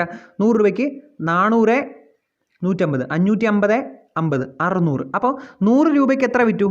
100 രൂപ പ്രൈസിൽ നമ്മൾ 650 വിറ്റു അല്ലേ? ആണ്. അടുത്ത് നോക്കാം. 90 റുപ്പീസിന് എത്ര വിറ്റു? 90 റുപ്പീസിന് 1, 2, 350 കൂടെ കൂട്ടുമ്പോൾ 650. ഓക്കെ. 90 റുപ്പീസിന് 650. ഇനി അടുത്ത ഇത് 650 അല്ലടാ, ഇത് 600 അല്ലേ? 600 അല്ലേ? 100ന് 400, 150 ഓക്കെ 600 ആണേ, ഇത് 600, 90, 650. അപ്പോൾ നമുക്ക് എന്ത് ചെയ്യാം, ഇത് വെച്ചിട്ട് ഇതാ ഈ ടേബിൾ പ്രിപ്പയർ ചെയ്തൂടെ. ഈ ടേബിൾ 650 രൂപയ്ക്ക് 90 രൂപയ്ക്ക് 650 യൂണിറ്റ്സ്, 95 റുപ്പീസിന് 50 യൂണിറ്റ്സ്, 100 റുപ്പീസിന് 600 യൂണിറ്റ്സ്, 105 യൂണിറ്റ്സ്, 105 പ്രൈസിന് എത്ര 250 യൂണിറ്റ്സ്. ഓക്കെ, അപ്പോൾ ഈ പ്രൈസ് നമ്മൾ നോക്കുക. എന്നിട്ട് ഏറ്റവും കൂടുതൽ യൂണിറ്റ്സ് സെയിൽ ചെയ്തിരിക്കുന്ന പ്രൈസ് നോക്കുക. ഏറ്റവും കൂടുതൽ യൂണിറ്റ്സ് നമ്മൾ മേടിച്ചിട്ടുള്ള എത്ര രൂപയ്ക്കാണ്? 650 ഇതിൽ ഏറ്റവും കൂടുതൽ 650 മേടിച്ചിരിക്കുന്നത് 90 റുപ്പീസ്. അപ്പോൾ നമ്മുടെ പ്രൈസ് കിട്ടി എത്ര? 90 റുപ്പീസ്. ഓക്കെ അല്ലേ? നമുക്ക് നോക്കാം. ബേസിക് കസ്റ്റം ഡ്യൂട്ടി 12% ആണ്. സോഷ്യൽ വെൽഫെയർ സർചാർജ് ആപ്ലിക്കബിൾ ആണ്. പിന്നെ പറഞ്ഞിരിക്കുന്നത് നമ്മളടുത്ത് കസ്റ്റം ഡ്യൂട്ടിയും കാര്യങ്ങളും എല്ലാം റൂൾ 7 പ്രകാരം കാൽക്കുലേറ്റ് ചെയ്യുക. പിന്നെ പറഞ്ഞിരിക്കുന്നത് ഇവിടെ IGST ഒന്നും ഇല്ലെന്ന് നിങ്ങൾ അസ്യൂം ചെയ്യുക. ഓക്കെ, അപ്പോൾ നമ്മൾ ഇത് വെച്ചു. ഹയർ ഗ്രേഡർ 90 ആണെന്ന് കണ്ടുപിടിച്ചു. അപ്പോൾ 90 ആണ് നമ്മുടെ പ്രൈസ് എന്ന് പറയുന്നത്. അപ്പുറം എടുത്തേ ബാക്കി നോക്കാം. ഒന്നുമില്ല. 500 യൂണിറ്റ്സ് ഇൻറ്റു 90 45. ഫ്രൈറ്റ് കുറച്ചു, ഇൻഷുറൻസും കുറച്ചു, നമുക്ക് അസബിൾ വാല്യൂ കിട്ടി. അതിനകത്ത് ബേസിക് കസ്റ്റം ഡ്യൂട്ടിയും സോഷ്യൽ വെൽഫെയർ സർചാർജും ഈടാക്കുക. പ്രശ്നമില്ലല്ലോടാ. ഇതാണെന്തെന്ന് പറയുന്നത് റൂൾ 7 എന്ന് പറയുന്നത് ഡിഡക്റ്റീവ് മെത്തേഡ്. ഇനി നമുക്ക് കമ്പ്യൂട്ടീവ് മെത്തേഡ് എന്താണെന്ന് നോക്കാം. ഓക്കെ, നമുക്ക് എന്താ ഇനി റൂൾ 8 നോക്കാം. റൂൾ 8 എന്ന് പറയുന്നത് എന്തൊക്കെയോ വെച്ചിട്ട് നമ്മൾ കമ്പ്യൂട്ട് ചെയ്യുന്ന മെത്തേഡ്. അപ്പോൾ കമ്പ്യൂട്ടഡ് വാല്യൂ ആണ് എന്ത് റൂൾ 8 നമുക്ക് നോക്കാം. This method is normally possible when the importer in. ഈ മെത്തേഡിനെ പറ്റി പറയുകയാണെങ്കിൽ എന്താണ്, ഇത് ഒരു ഇല്ലോജിക്കലായിട്ടുള്ള മെത്തേഡാണ്. ഇല്ലോജിക്കൽ എന്ന് പറഞ്ഞാൽ ഇത് ഇങ്ങനെ മെത്തേഡ് നമ്മൾ യൂസ് ചെയ്യുന്നുണ്ട്, പക്ഷേ ഒരു നോർമൽ ഇമ്പോർട്ട് നടക്കുന്ന സമയത്ത് ഒരിക്കലും ഈ മെത്തേഡ് ആയിരിക്കത്തില്ല നമ്മൾ യൂസ് ചെയ്യുന്നത്. ഇതിന് മുമ്പുള്ള 7 വരെയുള്ള ഏതെങ്കിലും ഒരു റൂളിൽ വെച്ചിട്ട് നമ്മൾ വാല്യൂ കണ്ടുപിടിക്കും. ഈ 8 ഒരിക്കലും യൂസ് ആവില്ല. കാരണം 8 പറയുന്നത് എന്താണെന്നറിയോ, നമുക്ക് ഒരു രീതിയിലും അസബിൾ വാല്യൂ കണ്ടുപിടിക്കാൻ പറ്റിയില്ലെങ്കിൽ നമ്മൾ എന്ത് ചെയ്യും, ആ ഗുഡ്സ് എക്സ്പോർട്ട് ചെയ്ത എക്സ്പോർട്ടറോട് ചോദിക്കും നിങ്ങൾക്ക് എത്ര രൂപ എത്ര കോസ്റ്റ് ആയെന്ന്. ആ കോസ്റ്റിനോടൊപ്പം നമ്മുടെ റൂൾ 10 പറയുന്ന എന്ത് കുറേ എക്സ്പെൻസുകളുണ്ട് അതും ആഡ് ചെയ്തിട്ട്, പ്രോഫിറ്റ് ഉണ്ടെങ്കിൽ ആ പ്രോഫിറ്റും ആഡ് ചെയ്തിട്ട് വരുന്നതാണ് നമ്മുടെ അസസബിൾ വാല്യൂ എന്ന് പറയുന്നത്. മനസ്സിലായടാ? ഒന്നും പറ്റിയില്ലെങ്കിൽ നമ്മൾ എന്ത് ചെയ്യും, എക്സ്പോർട്ട് ചെയ്ത ആളോട് ചോദിക്കും നിങ്ങൾക്ക് എത്ര രൂപ ചിലവായി. ഓക്കെ, അതെടുക്കും. എന്നിട്ട് ചോദിക്കും നിങ്ങളുടെ പ്രോഫിറ്റ് എന്താണ്, അത് ആഡ് ചെയ്യും. അതിനുശേഷം നമ്മുടെ റൂൾ 10 പ്രകാരം കുറച്ച് എക്സ്പെൻസുകളുണ്ട് അതും ആഡ് ചെയ്യും. അതാണ് നമ്മുടെ അസസബിൾ വാല്യൂ എന്ന് പറയുന്നത്. മനസ്സിലായോ? അപ്പോൾ ഒരിക്കലും നടക്കില്ല. ഏതെങ്കിലും ഒരു രാജ്യത്തേക്ക് എക്സ്പോർട്ടർ പറയുമോ നമ്മുടെ രാജ്യത്തിലേക്ക് ടാക്സ് കിട്ടാൻ വേണ്ടിയിട്ട്, നമുക്ക് ഡ്യൂട്ടി കിട്ടാൻ വേണ്ടിയിട്ട് ഇത്ര രൂപയായി ഞങ്ങൾക്ക് ചിലവെന്നൊക്കെ ആരെങ്കിലും കറക്റ്റായിട്ട് പറഞ്ഞു തരും? ആരും പറഞ്ഞു തരാൻ സാധ്യതയില്ല. അപ്പോൾ ഇത് ചുമ്മാ ഒന്ന് പഠിച്ചിരുന്നാൽ മതി, നമുക്ക് ക്വസ്റ്റ്യനിനകത്തൊന്നും വരാൻ ചാൻസ് ഇല്ല. നോക്കാം. This method is normally possible when the importer in India and the foreign exporter are closely associated and foreign exporter is willing to give necessary costs. Foreign എക്സ്പോർട്ടർക്ക് എന്തെല്ലാം കോസ്റ്റ് ഉണ്ടായെന്ന് അയാൾക്ക് തരാൻ അയാൾ വില്ലിംഗ് ആയിരിക്കണം. അങ്ങനെയാണെങ്കിലേ നമുക്ക് ഈ മെത്തേഡ് യൂസ് ചെയ്യാൻ പറ്റൂ. ഇത് കണ്ടുപിടിക്കുന്നത് എങ്ങനെയാണ്? Cost of material and general expense four producing imported goods. എത്രയാണോ കോസ്റ്റ് അത് എഴുതുക. അതിനോടൊപ്പം add profit of the exporter profit add ചെയ്യുക. അതിനുശേഷം നമ്മുടെ റൂൾ 10 പ്രകാരം കുറേ എക്സ്പെൻസുകളുണ്ട് അത് ആഡ് ചെയ്യുക. അതാണ് എന്തെന്ന് പറയുന്നത് അസബിൾ വാല്യൂ എന്ന് പറയുന്നത്. ചുമ്മാ ഒരു സാധനം എഴുതി വെച്ചിരിക്കുന്നതേ ഉള്ളൂ, വെറുതെ ഒന്ന് പഠിച്ചിരുന്നാൽ മതി, ഇമ്പോർട്ടൻ്റ് അല്ല. ഇനി ഒരു കുഞ്ഞു കാര്യങ്ങളുണ്ട്. എന്ത്? നമ്മുടെ റെസിഡുവൽ വാല്യൂ മെത്തേഡ്, അതായത് ബെസ്റ്റ് ജഡ്ജ്മെൻറ്റ് അസസ്മെൻറ്റ് മെത്തേഡ് പറയുന്നതാണ്. നമുക്ക് this method is applicable when all aforesaid methods are not applicable. നമ്മൾ നേരത്തെ പറഞ്ഞ ഒരു റൂളും അപ്ലൈ ചെയ്യാൻ പറ്റിയില്ലെങ്കിൽ മാത്രം എന്ത് ബെസ്റ്റ് ജഡ്ജ്മെൻറ്റ് അസസ്മെൻറ്റിന് വേണ്ടിയിട്ട് പോവുക. Okay, value determined under this method cannot be exceed normal price of such alike goods ordinarily sold to a non related person. അതായത് ഒരു നോൺ റിലേറ്റഡ് പേഴ്സണ് നമ്മൾ അതുപോലുള്ള ഏതെങ്കിലും ഒരു ഗുഡ്സ് വിൽക്കുമ്പോൾ നോർമലി എത്രയാണോ വാല്യൂ, അതായത് നോർമലി ഇപ്പം നമ്മൾ ബൈക്കാണ് കൊണ്ടുവരുന്നത്. ആ ബൈക്ക് എന്ത് ചെയ്തു, നമ്മൾ ഈ പറഞ്ഞ റൂൾ പ്രകാരം ഒന്നും നമുക്ക് എത്തിയാൻ പറ്റില്ല, വാല്യൂ കണ്ടുപിടിക്കാൻ പറ്റില്ല. അങ്ങനെയാണെങ്കിൽ ബെസ്റ്റ് ജഡ്ജ്മെൻറ്റ് അസസ്മെൻറ്റ് പ്രകാരം നമ്മുടെ കസ്റ്റംസ് ഓഫീസർ പറയും ഇത്ര രൂപയെന്ന്. ആ വാല്യൂ ഒരിക്കലും അതുപോലുള്ള വേറെ ഏതെങ്കിലും ഒരു ബൈക്ക് ഇന്ത്യയിലേക്ക് കൊണ്ടുവരുമ്പോൾ ഉണ്ടാകുന്ന വാല്യൂവിനേക്കാളും കൂടുതലാവാൻ പാടില്ലെന്ന്. അപ്പോൾ ന്യായമായ വില ആയിരിക്കണമെന്നാണ് പറഞ്ഞിരിക്കുന്നത്. Okay while determining not consider the following. നമ്മൾ ഈ വാല്യൂ കൺസിഡർ ചെയ്യുമ്പോൾ, ഈ വാല്യൂ കണ്ടുപിടിക്കുമ്പോൾ താഴെ പറയുന്ന കുറച്ച് കാര്യങ്ങൾ നിങ്ങൾ കൺസിഡർ ചെയ്യരുതെന്ന്. ആ താഴെ പറയുന്ന കുറച്ച് കാര്യങ്ങൾ നമുക്ക് ടെക്സ്റ്റിൽ നോക്കി പഠിക്കാം. കാരണം എനിക്ക് എഴുതാൻ ഭയങ്കര മടിയാണ്. എനിക്ക് ഭയങ്കര മടിയുള്ള കാര്യം എഴുതുന്നത്, അതുകൊണ്ടാണ് ഞാൻ അത് എഴുതാത്തത്. ഇതേ സെയിം പോയിന്റ് തന്നെ അതുപോലെ റിപ്പീറ്റ് ചെയ്ത് എഴുതേണ്ടടാ നോട്ടിൽ. ഇത് തന്നെ എത്ര മണിക്കൂർ എടുത്തിട്ടാണെന്നറിയോ ചെയ്യുന്നത്? നമുക്ക് നോക്കാം. കൺസിഡർ ചെയ്യേണ്ടാത്ത കാര്യങ്ങൾ. Selling price in India of goods produced in India. അതായത് ഇന്ത്യയിൽ അതുപോലുള്ള ഗുഡ്സ് ഉണ്ട്, അത് നമ്മൾ ഇന്ത്യയിൽ തന്നെ പ്രൊഡ്യൂസ് ചെയ്ത് ഇന്ത്യയിൽ തന്നെ സെയിൽ ചെയ്യുകയാണെങ്കിൽ ആ വാല്യൂ എടുക്കാൻ പാടില്ല. മനസ്സിലായോ? അതിൻ്റെ അർത്ഥം ഫോറിൻ ഒറിജിൻ ആയിട്ടുള്ള നമ്മൾ ഏത് നാട്ടിൽ നിന്നാണോ കൊണ്ടുവരുന്നത് അതേ നാട്ടിൽ നിന്നുള്ള സാധനം ഇന്ത്യയിലേക്ക് കൊണ്ടുവരുമ്പോൾ ഉള്ള വില എത്രയാണോ അത് വേണം കൺസിഡർ ചെയ്യാൻ. അതിൻ്റെ അർത്ഥം ഇന്ത്യയിൽ പ്രൊഡ്യൂസ് ചെയ്ത് ഇന്ത്യയിൽ തന്നെ അതേപോലൊരു സാധനം വിറ്റ് കഴിഞ്ഞാൽ ആ വാല്യൂ നിങ്ങൾ കൺസിഡർ ചെയ്യാൻ പാടില്ല. ഓക്കെ, ഇനി ബാക്കിയുള്ള കുറച്ച് കാര്യങ്ങൾ സിമ്പിൾ കാര്യങ്ങളാണ്, നിങ്ങൾ വായിച്ച് നോക്കിയാൽ മതി, വേറെ പ്രശ്നമുള്ള കാര്യങ്ങളൊന്നുമില്ല. ഇത് ഇമ്പോർട്ടൻ്റ് ആണോ എന്ന് ചോദിച്ചാൽ ഇമ്പോർട്ടൻ്റ് ആണ്. എന്താണെന്നറിയാമോ, ഇതുപോലെ തന്നെ പഠിച്ചു വയ്ക്കുക. നമുക്ക് തിയറി ക്വസ്റ്റ്യൻ ആയിട്ട് ചോദിക്കാൻ ചാൻസ് ഉള്ള സാധനമാണിത്. ഓക്കെ അല്ലേ? മിനിമം കസ്റ്റം വാല്യൂ ആവരുത്, ആർബിട്രേജ് ഫിക്റ്റീഷ്യസ് വാല്യൂസ് ഉണ്ടെങ്കിൽ അത് കൺസിഡർ ചെയ്യരുത്. വേറെ കുറഞ്ഞ കുഞ്ഞു 3-4 പോയിന്റ് എഴുതി വെച്ചിട്ടുണ്ട്, അത് ജസ്റ്റ് ഒന്ന് വായിച്ച് നോക്കുക. ഓക്കെ അല്ലേ? പ്രശ്നമില്ലടാ. ഇതാണ് റെസിഡ്യുവൽ വാല്യൂ എന്ന് പറയുന്നത്. അപ്പോൾ നമ്മുടെ വാല്യൂഷൻ സത്യം പറഞ്ഞാൽ ഇത്രയേ ഉള്ളൂ. റൂൾ 1 ഇല്ല, 2, 3, 4, 5, 6, 7, 8, 9, 10 നമ്മൾ പഠിച്ചു. ഇനി 11, 12 ഒക്കെ ഉണ്ടാകുന്ന വലിയ കാര്യമൊന്നുമില്ല, ചുമ്മാ നോക്കിയിരുന്നാൽ മതി. ടെക്സ്റ്റ് കിടപ്പുണ്ട്, ജസ്റ്റ് ഒന്ന് വായിച്ചു നോക്കാം. നമുക്ക് ആവശ്യമുള്ള എല്ലാ റൂൾസും നമ്മൾ പഠിച്ചു. ഇനി എക്സ്പോർട്ടിൻ്റെ കുറച്ച് കാര്യമുണ്ട്, നമുക്കത് ടെക്സ്റ്റിൽ നിന്ന് തന്നെ പഠിക്കാം. എക്സ്പോർട്ടിൻ്റെ കുറച്ച് കാര്യം പറയുമ്പോൾ നമ്മൾ നോക്കേണ്ടത് ആദ്യത്തെ ഇമ്പോർട്ടൻ്റ് ആയിട്ടുള്ള കാര്യം ഇതാണ്. ഇതൊക്കെ നമ്മൾ എവിടെയോ കേട്ടിട്ടുണ്ടല്ലോ. നമ്മൾ ഇമ്പോർട്ടിൻ്റെ എക്സ്പോർട്ടിൻ്റെ ഡ്യൂട്ടീസ് പഠിക്കാൻ നേരത്തെ ഈ സാധനം നമ്മൾ ചെറുതായിട്ട് അവിടെ എഴുതിയിട്ടുണ്ടായിരുന്നു. അതേ ഒരു ടേബിൾ ചുമ്മാ. ലഗേജ് ലെതർ ആണെങ്കിൽ 25% ആണ് നമ്മൾ എന്ത് ഇടുന്നത്, എക്സ്പോർട്ട് ഡ്യൂട്ടി കാൽക്കുലേറ്റ് ചെയ്യുന്നത്.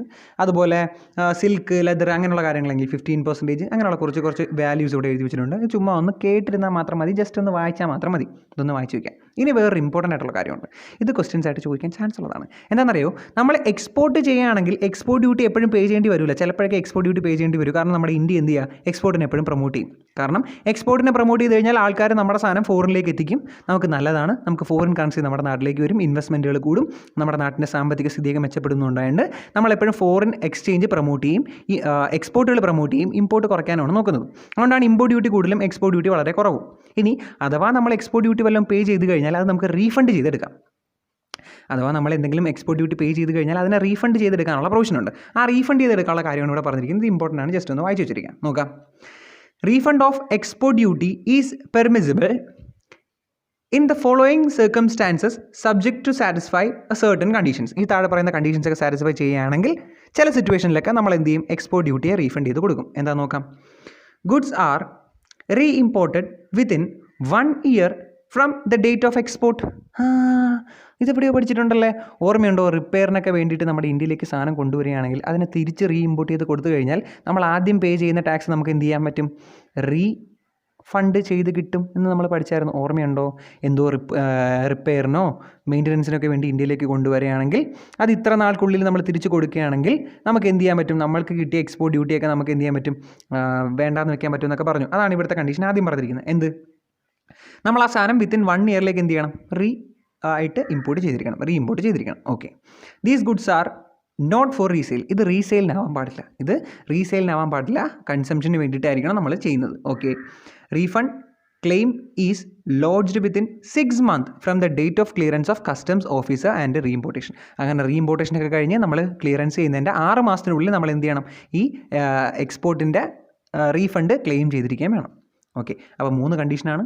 ഒന്നെന്ന് പറയുന്നത് എന്ത്, 1 വർഷത്തിനുള്ളിൽ റീഇമ്പോർട്ട് നടന്നിരിക്കണം, റീസെയിലിന് വേണ്ടിയിട്ടാവാൻ പാടില്ല. അടുത്തെന്ന് പറയുന്നത് എന്ത്, അങ്ങനെ ക്ലിയറൻസും കാര്യങ്ങളൊക്കെ കഴിഞ്ഞ് റീഇമ്പോർട്ടേഷനൊക്കെ കഴിഞ്ഞിട്ട് 6 മാസത്തിനുള്ളിൽ നമ്മൾ റീഫണ്ടും ക്ലെയിം ചെയ്തിരിക്കണം. ഓക്കെ അല്ലേടാ, പ്രശ്നമൊന്നുമില്ലല്ലോ. അപ്പോൾ ഇത്രയേ ഉള്ളൂ വാല്യൂഷൻ എന്ന് പറയുന്നത്. Valuation chapter close. അപ്പോൾ ഇനി നമുക്ക് ഇമ്പോർട്ട് എക്സ്പോർട്ട് പ്രൊസീജിയേഴ്സ് പഠിക്കാനുണ്ട്, കുറച്ച് വെയർ ഹൗസിങ്ങിൻ്റെ കുറച്ച് കാര്യങ്ങൾ പഠിക്കാനുണ്ട്. ഇപ്പോൾ പറയുകയാണെങ്കിൽ ഏകദേശം ഒരു 75% കസ്റ്റം ഡ്യൂട്ടി തീർന്നു. നമുക്ക് കുഞ്ഞു കുറച്ച് കാര്യങ്ങളാണ്. ഇപ്പോൾ തന്നെ നമുക്ക് നല്ലൊരു മാർക്ക്, ഒരു 10-15 മാർക്കുള്ള സ്കോർ ചെയ്യാനുള്ള സാധനം നിങ്ങൾ പഠിച്ചു കഴിഞ്ഞു. ഇനി നമുക്ക് ബാക്കിയും പഠിക്കാം. ഇത്രയും പഠിച്ച രീതിയിൽ നിങ്ങൾ മോട്ടിവേറ്റഡ് ആയിട്ടിരിക്കുക. ഞാൻ മാക്സിമം എത്രയും പെട്ടെന്ന് തന്നെ ബാക്കി വീഡിയോസ് അപ്ലോഡ് ചെയ്യാൻ ശ്രമിക്കും. എനിക്ക് ഒട്ടും വയ്യ, തൊണ്ട നന്നായിട്ട് വേദന എടുക്കുന്നു. അപ്പോൾ ഇനി അടുത്ത വീഡിയോ ചെയ്യാൻ പറ്റുമെന്ന് എനിക്ക് അറിയത്തില്ല, നമുക്ക് എന്തായാലും ചെയ്യാം. എല്ലാവരും മോട്ടിവേറ്റഡ് ആയിട്ടിരിക്കുക. വീഡിയോ ഇഷ്ടപ്പെട്ടെങ്കിൽ ലൈക്ക് ചെയ്യുക. പിന്നെ എന്താ പറയാനുള്ളത്, നിങ്ങളുടെ കാര്യങ്ങൾ ഇഷ്ടപ്പെട്ടെന്നോ അല്ലെങ്കിൽ ഇല്ലെന്നോ നിങ്ങളുടെ അഭിപ്രായം എന്തായാലും താഴെ കമൻറ്റ് ബോക്സിൽ മെൻഷൻ ചെയ്യുക. നമുക്കിനി അടുത്ത വീഡിയോയിൽ കാണാം.